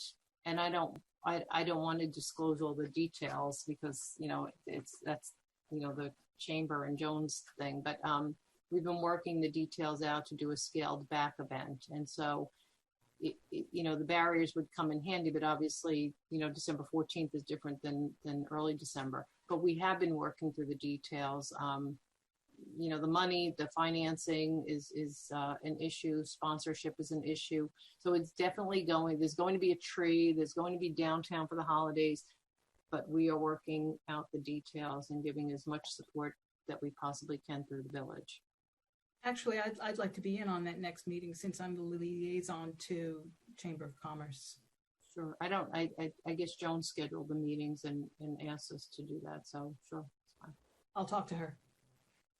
And we could always, since we're doing October 7th, we could do this on October 7th if the council agrees to it. to, purchase for the award of the contract for the barriers. Okay, so does anybody, let's go back to the barriers. So do we have, is everybody supportive of purchasing the barriers? I'd rather put it off. I'm good with it. Doesn't sound like it's going to be here for the intended use for this fall, so I'd put it off till the spring as well. Mike? I say buy the barriers. We're going to need them at some point eventually. We'll be buying them now or a couple months later. I don't know. So I'm gonna just, you can put it on for October 7th. I just have to think about it myself. I'm just, thinking. Okay. The money's there now. Right, we have the money, yeah. I mean, that's what I'm kind of thinking, because I know we budgeted for these things, so I don't think it's an issue. But, so put it on, and then we can, could always pull it. Okay. The next item is recommendations for additional award for the NJDOT grant work. Again, the paving contract was awarded to American Asphalt and Milling Services of Kearney, New Jersey. We had previously issued a partial award of $2 million. Most of that work has been completed. At this point, we want to do an additional partial award to American Asphalt in an amount not to exceed $496,000. And this is the value of the 2019 and 2020 NJDOT Municipal Aid Program grants that would help to fund this. And this would allow us to claim the grants because we have to have part of the money for those grants. Chris, did you have anything extra to say? No, you pretty much summed it up. DOT is getting very difficult in paying out the grants that the village won. This is the first time we've ever had such difficulty with the grants that we've gone to the extent of having literally a separate award for the value of the grants made to the contractor. But that's what the DOT's consultants are now telling us. Any questions? Okay. The next one is to declare property surplus. Excuse me, I did have a question. Go ahead. Go ahead. Do we know what streets we're talking about? Yeah, they're defined in the grant paperwork. It's South Broad Street and Spring Street. Didn't we just pave South Broad? Yes, both streets have been paved. Now we want the money back. Oh, gotcha. Okay.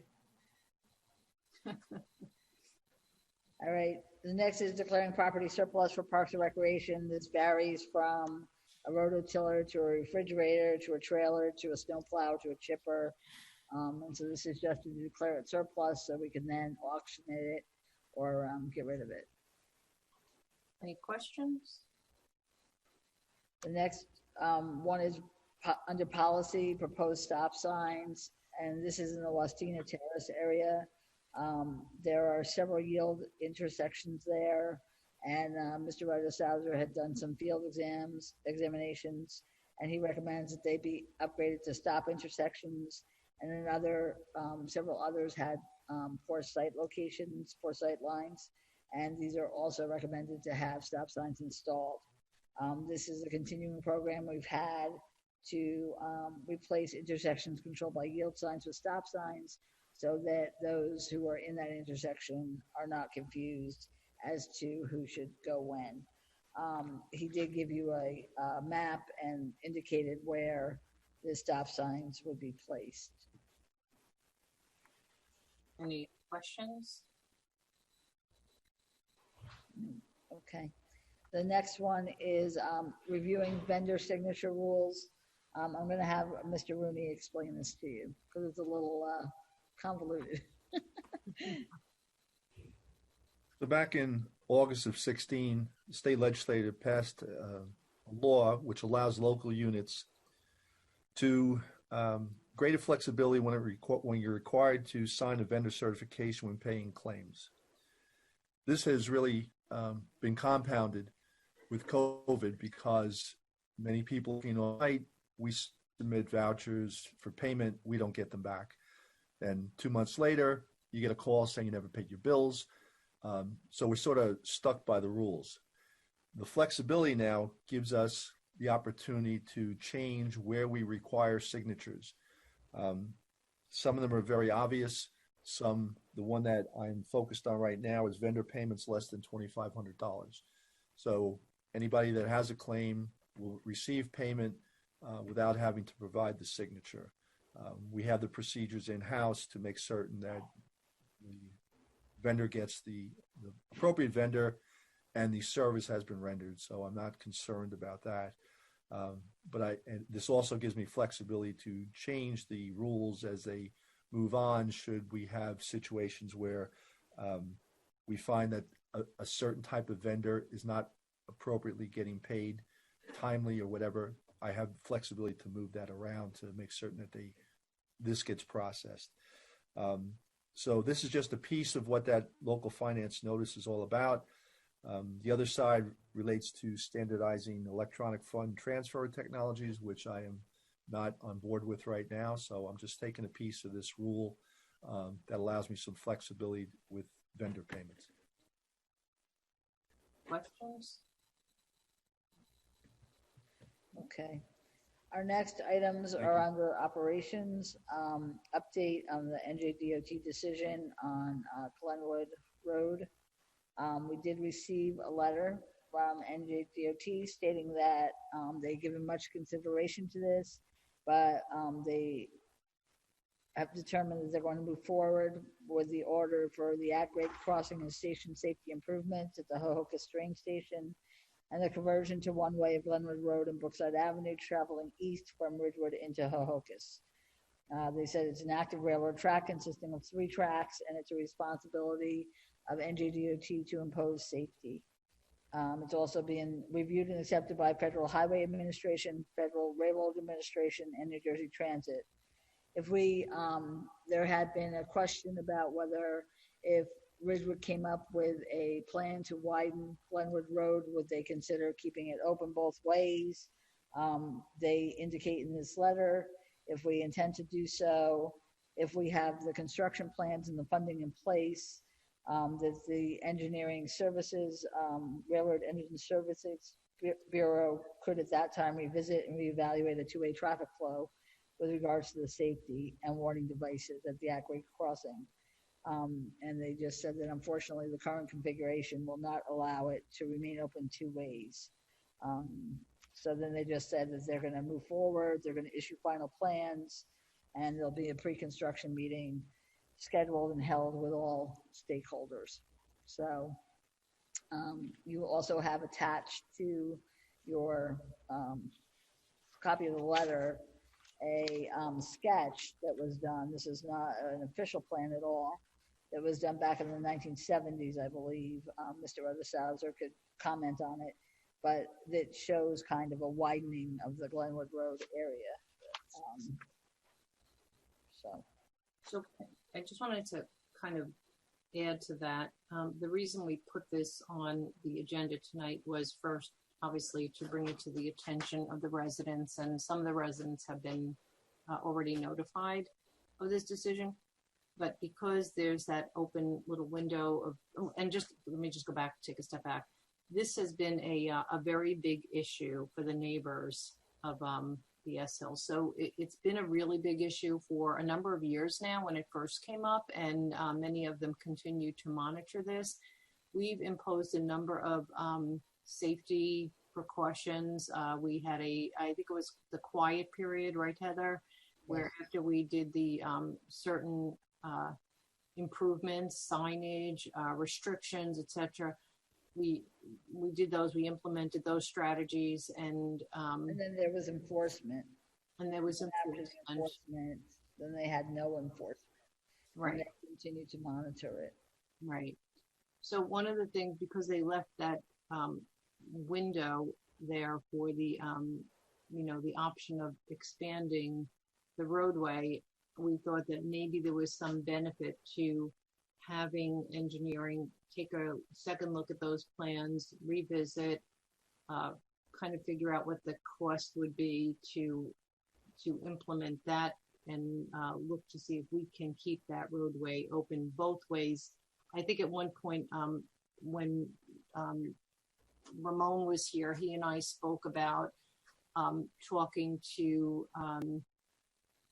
the NJDOT to see if we if we looked at that, whether or not they would help us with that project using the funding that they were going to use on their project. So if we could work together to come up with a viable solution, maybe that's another approach to funding it. So that's why we're kind of throwing it out. And now, so Chris, if you want to just expand on that, that's where we're at.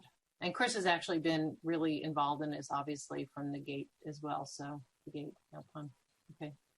Yeah, this is a difficult project. One of the difficulties the village faces is our municipal line stops before it gets to the at-grade crossing of the tracks. So the other component, the track crossing and the other side is all in the borough of Hohokus. So if the village was to make a significant improvement in our lands, we would need concurrence by Hohokus to continue the improvements so they would be effective across the at-grade crossing. I also did get the results of after a long period of time of an OPA request from DOT that you, Mayor, had requested. I don't know if you've been able to get those materials yet. I did.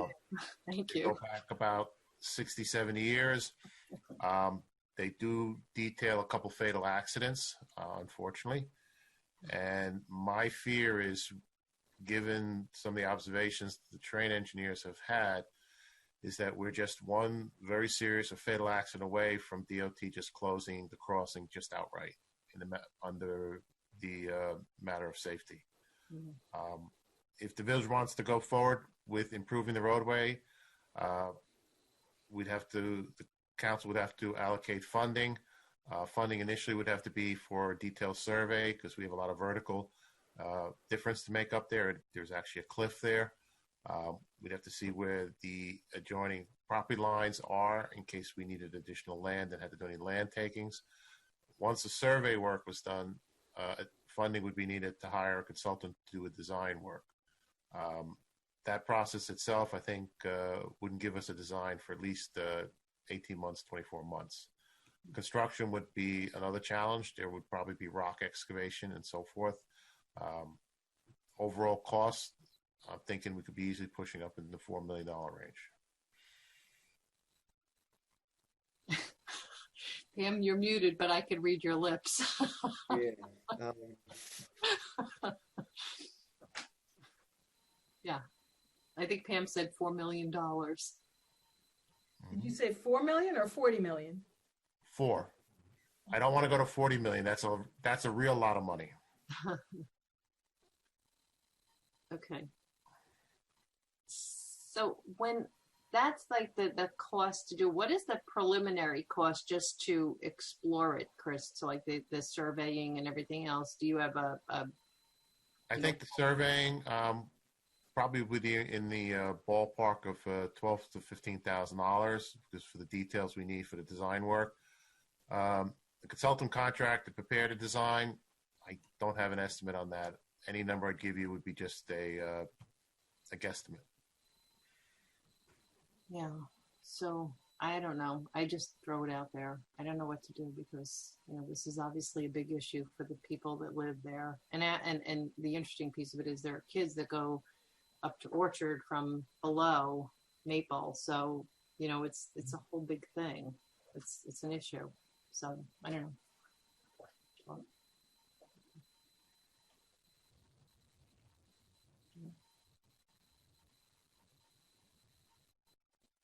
Nobody? No one has anything? It's a mess. That's why, and it's a tough situation. But it is. I will agree. It's dangerous, and like Chris said, it's an accident waiting to happen. So, Chris, what do you think the likelihood is that at $4 million, that given the amount, this is going to cost them a fortune to do their end of it? What do you think that the opportunity, is there any opportunity to work with them and share the cost for a mutually agreeable outcome? Do you think that they're open to that? I don't even know how that would work. It's a new one, I guess.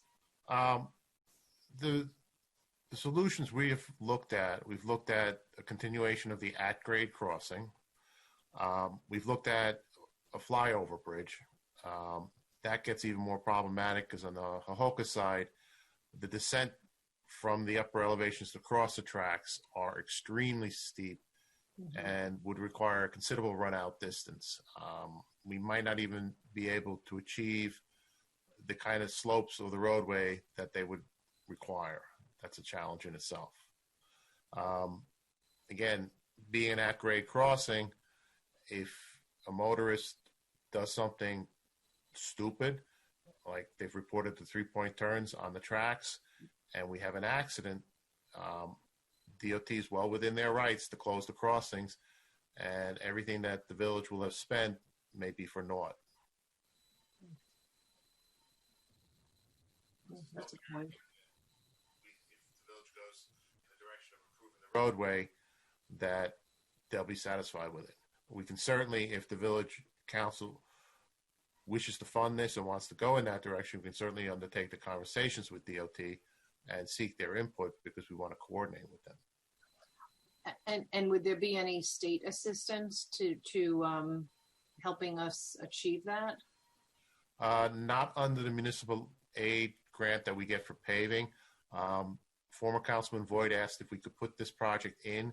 However, the grant rules and requirements are that a project awarded a grant has to be designed and constructed within roughly 2 years of the grant award. We're more than 2 years out before we would have constructed anything on Glenwood Road. I think the mayor, and you can correct me if I'm wrong, the mayor's saying because it's going to cost them a lot of money to do these improvements, would they instead redirect some of that money to assist us financially to be able to create this as a safer larger lane so it could remain two-way, but they could redirect some of that money to allow us to do it and also not have to pay 100% of it. I don't know whether or not they'd be amenable to that or not. I don't know if you would know that. I do not know that, but it's certainly a conversation topic that can be taken up with the DOT folks. So I guess that's a conversation if we, if we can start that conversation and then revisit this again next month to decide if we should proceed with, the survey and other preliminary work and see if what kind of funding or assistance there would be, to help us get that going and help our residents above Glen. What is Hohokus? What's their opinion on this? Has anybody talked to Hohokus? Would they be willing to share the cost with us? Their main concern in Hohokus, the people who are most concerned are the businesses. Yeah. Because they know that a lot of Ridgewood residents go down that hill to frequent the Hohokus businesses, and they feel that they're going to suffer if they have a longer route to get there. So it really doesn't affect really any of their residents. So I don't know whether or not they would help in funding or not, but I could certainly reach out to the administrator to have, him, and I'm sure the mayor could reach out to the mayor of Hohokus as well to see if they would be interested in doing something like that. Their business district really does get hurt in it. And that's why the businesses were very vocally opposed to any closure or one-way traffic. So they were vocal about it. And it certainly, again, it impacts their business district. So it's worth the conversation. Yeah. We could take care of that and open up that dialogue. Yeah. Okay. So I guess we'll bring it back next month and. Okay, we will. And Chris, I don't know if we want to at least acknowledge this or Heather, I don't know if we acknowledge it and then let them know that we're exploring that as an option. Okay, right. We will. All right. So the next item are 3 draft elements of the affordable housing plan. One is the affordable housing element and fair share plan. The other is unmet need ordinance ordinances and then the administrative ordinance. So I know Mayor Knudsen and Councilwoman Reynolds discussed this at the planning board, and I don't know what you want to discuss tonight. So Matt's not in his chair. Uh-oh, he left. I'm just wait for Matt to return, because Okay. this is all part of our, hey, Matt. So Matt, do you want to just kind of walk everyone through the housing element, the fair share plan, unmet need, and the administrative ordinance, just so everyone understands the components and what we're doing and why? Well, these are all part of what is required in terms of our compliance with affordable housing.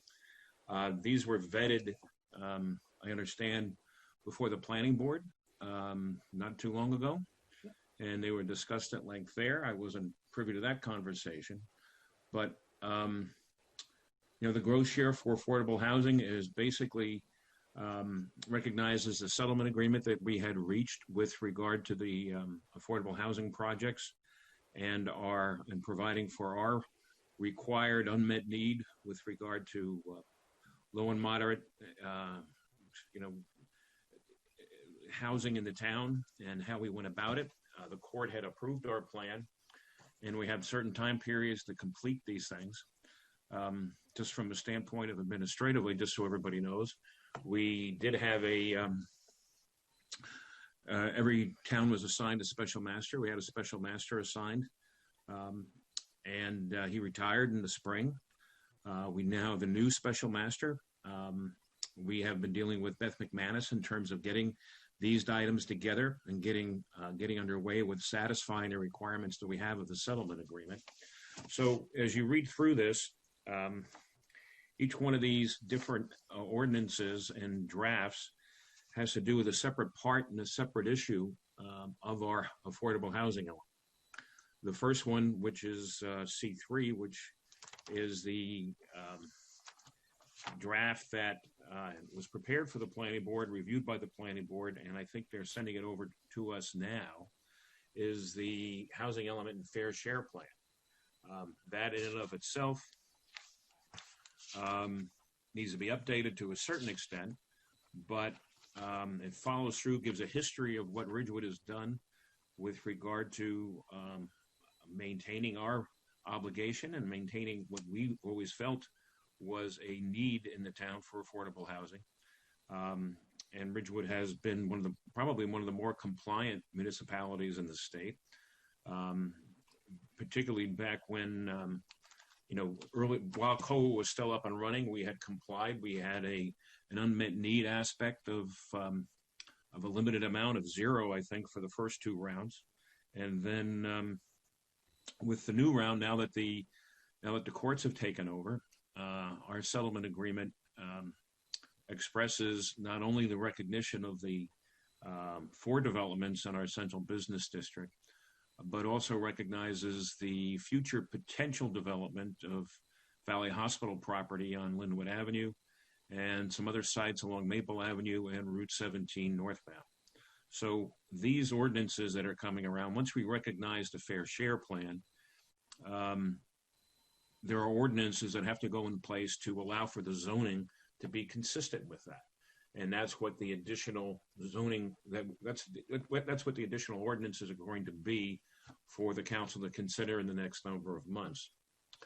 The other aspect of this, which is the 5th document, 8E5, which is basically amending the provisions of our growth share.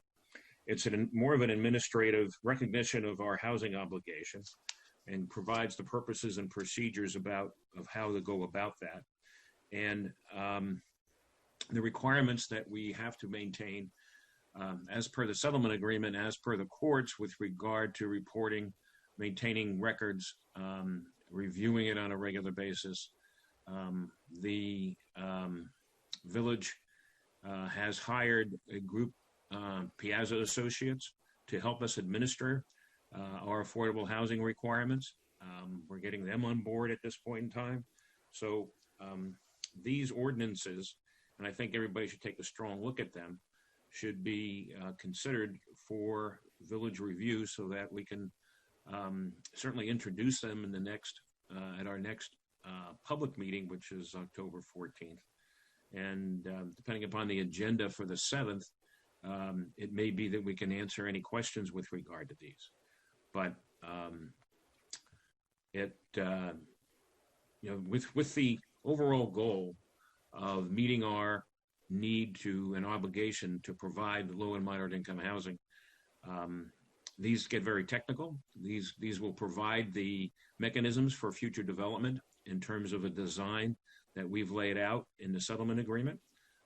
If any of the new council members need to see the settlement agreement, please ask. We can get that over to you, because that would be worth it to you to kind of understand the settlement that was reached and back in 2019.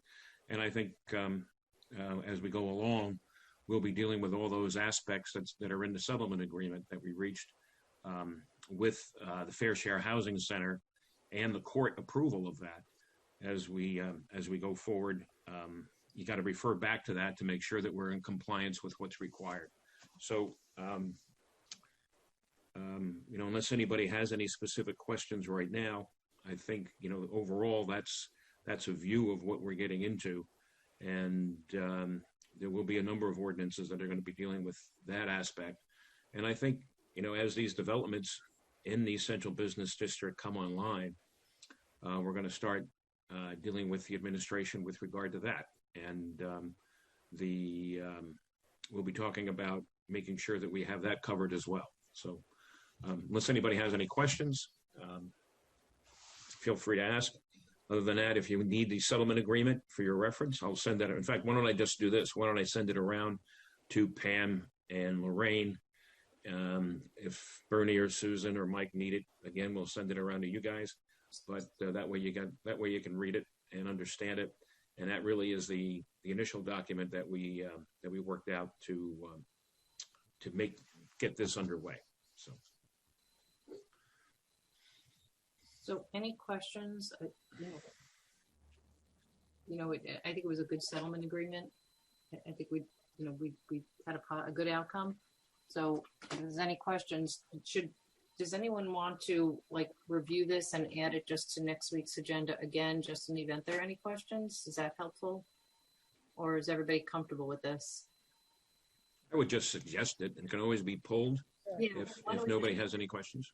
Yeah, and this way, if everybody kind of reads through it and absorbs it, and then Matt, why don't you just send the settlement agreement around to everybody again, right. And this way people can kind of put those pieces of the puzzle together and understand what they're looking at a little bit. Is that helpful? That might be the better way. Okay. Some of us just live through it. That's right. Yeah. So, any questions? Okay. And I think Piazza and Associates has it on the link already on their website. So we should add that to our village website, as does United Way for our special needs housing. So those are really important links that we can add up. We'll put those on because I know that I saw that the Dayton actual Piazza, I think they're doing a pre-application. So, but we'll do it for those that they're administering so that people can go to our website to go to their website, but we'll link it. And United Way actually has, I don't know that there's an application, but they have the layout of that location for special needs up in the Seal Ponds floor. So it's really just amazing to look at that. So it's things that we should. Want that linked on as well on the website? Yeah. I'll send it to you. I've been looking at it. That's great. It's beautiful. It's just, that's a magnificent project. So it's really exciting. Okay. Any other questions? So that's it. We're good. Was that everything on the agenda, Heather? Yes, just comments. Yep. We'll go moving back to public comments, not to exceed 5 minutes per person. Where is Dylan? Anybody in the queue? Anybody want to make comments, please raise your hand. If you're on the phone, you press *6. That will raise your hand if you're on the phone. First person. Okay. Please state your name and address for the record. You need to unmute. Joe, you need to unmute. Hey, yes, I just did. Joseph Ferrante, 610 Hillcrest Road. I'm pleased to hear the discussion on the Glenwood Road. It was triggered by the Commissioner of Transportation's letter to the mayor, and I think the letter had some interesting implications to it. The one thing is, it seems to me that she is inviting some type of initiative from Ridgewood. She, at the end of the letter, opens the strong possibility of contacting her chief of staff, a key person, obviously, in her administration. Some observations I would make just based on the discussion I've heard thus tonight. First of all, if it's a $4 million project, that's not an order of magnitude away from many capital projects that the village has undertaken in recent years. So it shouldn't scare anybody. And I think there is a distinct possibility for cost sharing, because this project by the state's own admission, is the most expensive grade level cost project that the New Jersey DOT has undertaken in its history. So there's a lot of money that's going to be applied from the state. They should be open to collaborative efforts by both the village, the borough of Hohokus, as well as state and county, because the county is also impacted by the diversion of hundreds of cars on county roads. So they have, as Ramon Hache himself mentioned when he was here, he said, we feel this village-wide. You yourself, Mayor, have mentioned this a few times. This is not a very parochial impact from the Willard district or the downtown Hohokus. This is a village-wide impact because of the impact that diverting cars will make. It's, as I say, it's a potential for collaboration. I'm heartened by what Mr. Heiser said. The preliminary steps are not that expensive. Surveying work, analyzing the property acquisition potential, even doing a more upgrade to the preliminary design. Ms. Maitlander called it a sketch, but it looked more than a sketch. That implies like a kind of a back of the envelope sketch. This was a scaled drawing by village engineer, and it has markings showing where the improvements would be made that were probably based upon site survey work. So it's not something that is a casual drawing or rendering. It was something that took some effort, and it obviously reflected some discussion back in the 70s when the council must have dealt with this issue for the first time and took some definitive steps. So we're about 40 years behind the time, and we could take a better look. And it is something that would improve the quality of life in that area, and it shouldn't be something that just is cavalierly dismissed. So I urge the council to take serious note of this and to put an effort. I myself and some of my neighbors would be happy to get involved. As you see fit, Mayor, you see council people, we would certainly offer you time and whatever talent we can bring. Thank you very much, though, for your putting it on the agenda and giving it some examination at this early stage. Yeah, and thank you, Joe, because I know that Joe is always there lending some advice and reading through the details and helping out in every way possible. So we appreciate that and look forward to that continued collaboration. Anyone else? Yes, 1 second. Next person is the Lovings. And good evening. Please state your name and address for the record. Good evening, Mayor and Council. Boyd Loving, 342 South Irving Street. I'm rather disappointed that Mr. Calby left because one of my comments concerned something that he discussed with the council, and that is the engineering firm that was hired for the booster station. I understand we are now spending, or the water subscribers are now spending another $45,000 for a new engineer to finish work that a previous engineering firm was hired to do. I'm sort of perplexed that nobody on the council asks, well, what are we going to do to try to recoup our money from the firm that we paid already. Yes. See, Mr. Rogers is sitting there. I don't know, maybe he can comment on it, but it just seems odd to me that we paid a firm to complete work. They are unable to complete the work. Now we're paying somebody $45,000 to complete the job that this person was supposed to do, and we're not going to go back and either sue or do something, collect some insurance money because of work that wasn't completed by a firm that we hired. It seems crazy to me. If I spent a few $100,000 and somebody didn't finish the work, and then I had to spend $45,000 to hire somebody else to do it, I'd be at my lawyer's house, my lawyer's office, pounding my fist on his or her desk saying, I want my money back. And the council seemed to just sit there and nobody said a word about this. I'm furious. We need to get that $45,000 back from somebody. We spent the money. The firm wasn't able to complete the work. We had to hire somebody else to complete it. It's costing the subscribers another $45,000. We need to get that back. My other comment concerns a comment that Ms. Maylander made. She gave the schedule for the October Village Council meetings. You will recall that I mentioned during my last comments that the Board of Education has returned to in-person meetings. There was no comment made by Ms. Maylander as to whether the October meetings for the Village Council would be scheduled via Zoom or whether you would all be meeting in person, socially distanced in one room. There were a lot of technical difficulties tonight. I don't know if you're aware of them, but I'm hoping that if you were all meeting in one room, socially distanced, wearing masks or whatever, that it might make it easier for the taxpayers at home to hear what's going on rather than to listen to all the echoes and squeaks and squeals that are taking place. Thank you very much. Have a good evening. Boyd, is he still there? Matt, do you want to just? Yes, I'm still. Yeah. Jump in on that, Matt. Well, do you want me to do it now, or do you want to wait to see if anybody else? I just prefer that we just get that off the table now. Well, I don't know that. I mean, I don't know why Boyd said that, because we talked about litigation. We talked about recouping this, that we wouldn't be able to fully understand exactly what damages were there until we go through the whole project. So I don't understand the comment, but we did talk about it. And I think everybody on the board, in fact, I think it was Bernie who said, let's go after him. I mean, I think it was the first one to bring that up. So that was in our closed session. In closed session. Okay. That was in closed session. Okay.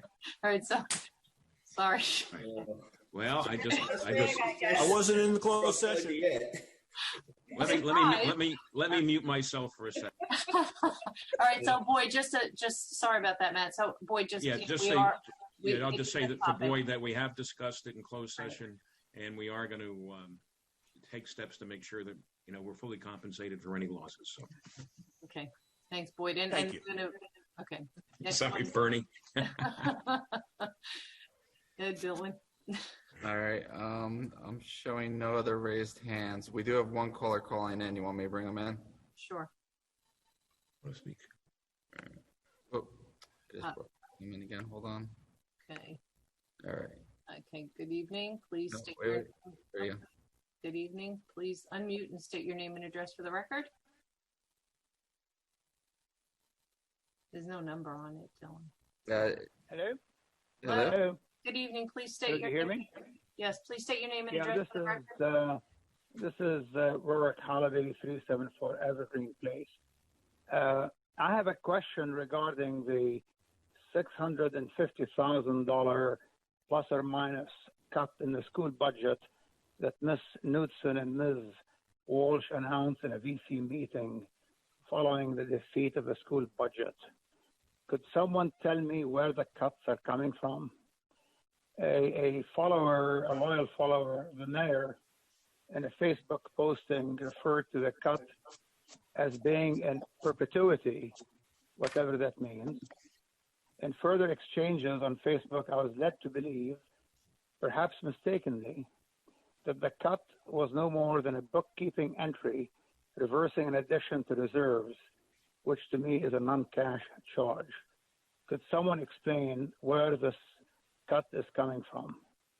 Now, interestingly, in the same meeting that the mayor proudly announced the $650,000 cut in the school budget, it was announced that the police department budget was increased by $950,000.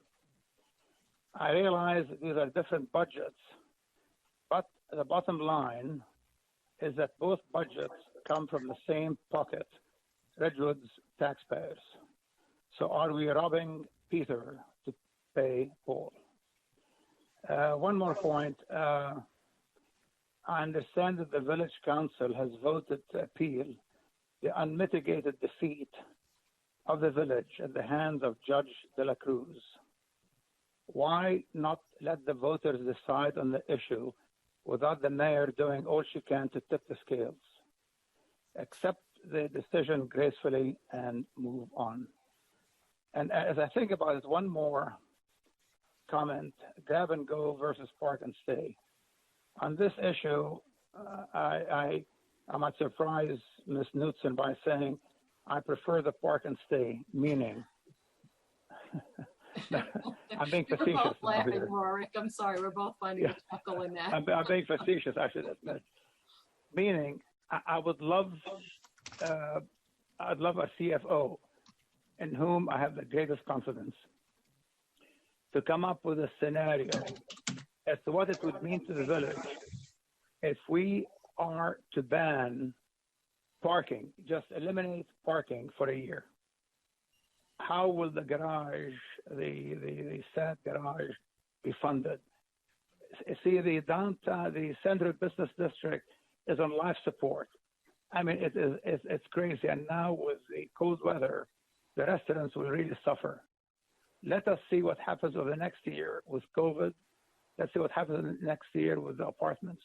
And let's see about just inviting people to park where they want for as long as they want.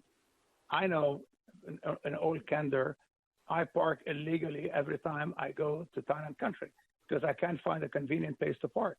And so far I've been lucky. So I would love to see a study like that. How much money are we losing and how can we make up for it through other sources, etc. Thank you very much. Great. Thank you, Warwick. Thank you. Anyone else, Dylan? Yep, hold on one second. All right. I'm thinking the other loving. Okay, good evening. Please state your name and address for the record. Ann Loving, 342 South Irving Street. I just wanted to say something as a bit of a public service announcement. The campaign for the referendum to consolidate voting in Ridgewood put out an outrageously misleading statement today on their website, suggesting that those who are opposed to the One Village, One Vote are going to deny Ridgewood the right to vote.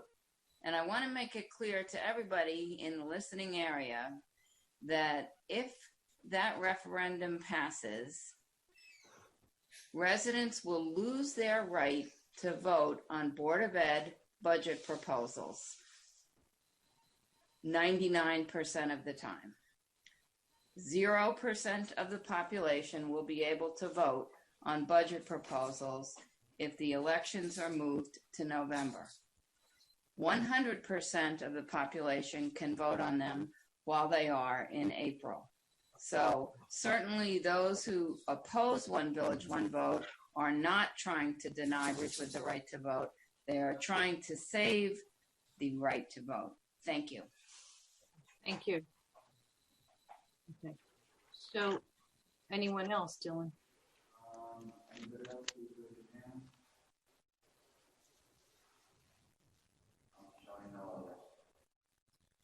Okay, great. So since I was singled out in Mr. Hallaby's comment, I'll happily respond. So the amount that was shaved off of the budget was $630,000, and Councilwoman Walsh and our CFO, Bob Rooney, can attest to that. That $630,000, the original increase in the budget was 2% per taxpayer on the Board of Education budget. That reduction came out to a 1.3 plus or minus percent increase on the taxes on your school board end of it. And because that $630,000 has been removed from the budget, every year you're charged for the $630,000. It's not like you're charged $110 million one year and the $110 million school budget goes away the next year. The $630,000 increases the baseline of the budget. So therefore, that $630,000 is there every single year. So yes, $630,000 has been saved every single year moving forward in perpetuity. So my point is that if somebody is arguing that an election, a Board of Education election, cost $50,000, well, you're saving $630,000. So the savings doesn't exist. The $50,000 is de minimis when you're thinking about $630,000. So you can save $630,000 each year moving forward, which more than covers the cost of a $50,000 election. If there's the budget vote doesn't just mean the budget is defeated because people don't want to spend money. Maybe they don't like how the money is being allocated. So having a say on the budget vote is important, but I'm not taking a position either one way or the other. I'm just making the statement that if somebody's arguing that you're saving $50,000 a year by moving an election to November, my point is that's not true, because this year we saved $630,000, and that $630,000 moves forward every single year forever. So not taking a position, not making any other point other than to correct the assertion that there's no savings to having the election in a spring Board of Education budget election. There is a savings, $630,000 this year, every year moving forward, versus their assertion of $50,000. It's wrong. You're not saving $50,000. You're losing the savings of $630,000. I would urge voters to make their own decisions by reading the website of One Village, One Vote. I myself did my own research. I did not find what they wrote misleading, and I asked voters to make their own decisions. So I didn't want to plug for any particular website, but as long as we're going to do that, there are two websites that are asserting different information, and I want to be fair here. I think that it's our job to be fair.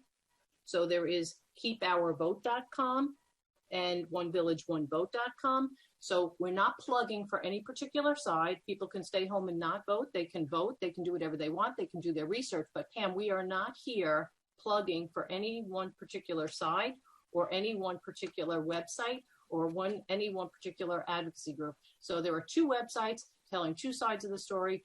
People need to understand the implications of their vote and make their own decision. But we're not here plugging a website for anyone. So thank you very much. If that's it. I'm just going to make one comment to plug for the ballot, because ballot, whatever side you're on, the ballot is got a lot of small writing on the back of it, which is where you have to vote.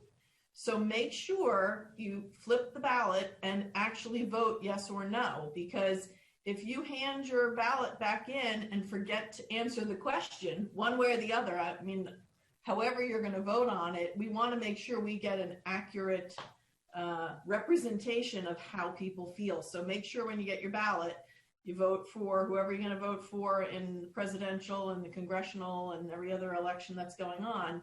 But the question has to be answered one way or the other. So don't forget to flip the ballot. And before flipping the ballot, do your research, know the facts. Okay, great. So that's it. We'll take a motion to adjourn. So moved. Second. All in favor? Aye. Unopposed? Thank you. Have a good night, everyone. Night. Night, everyone.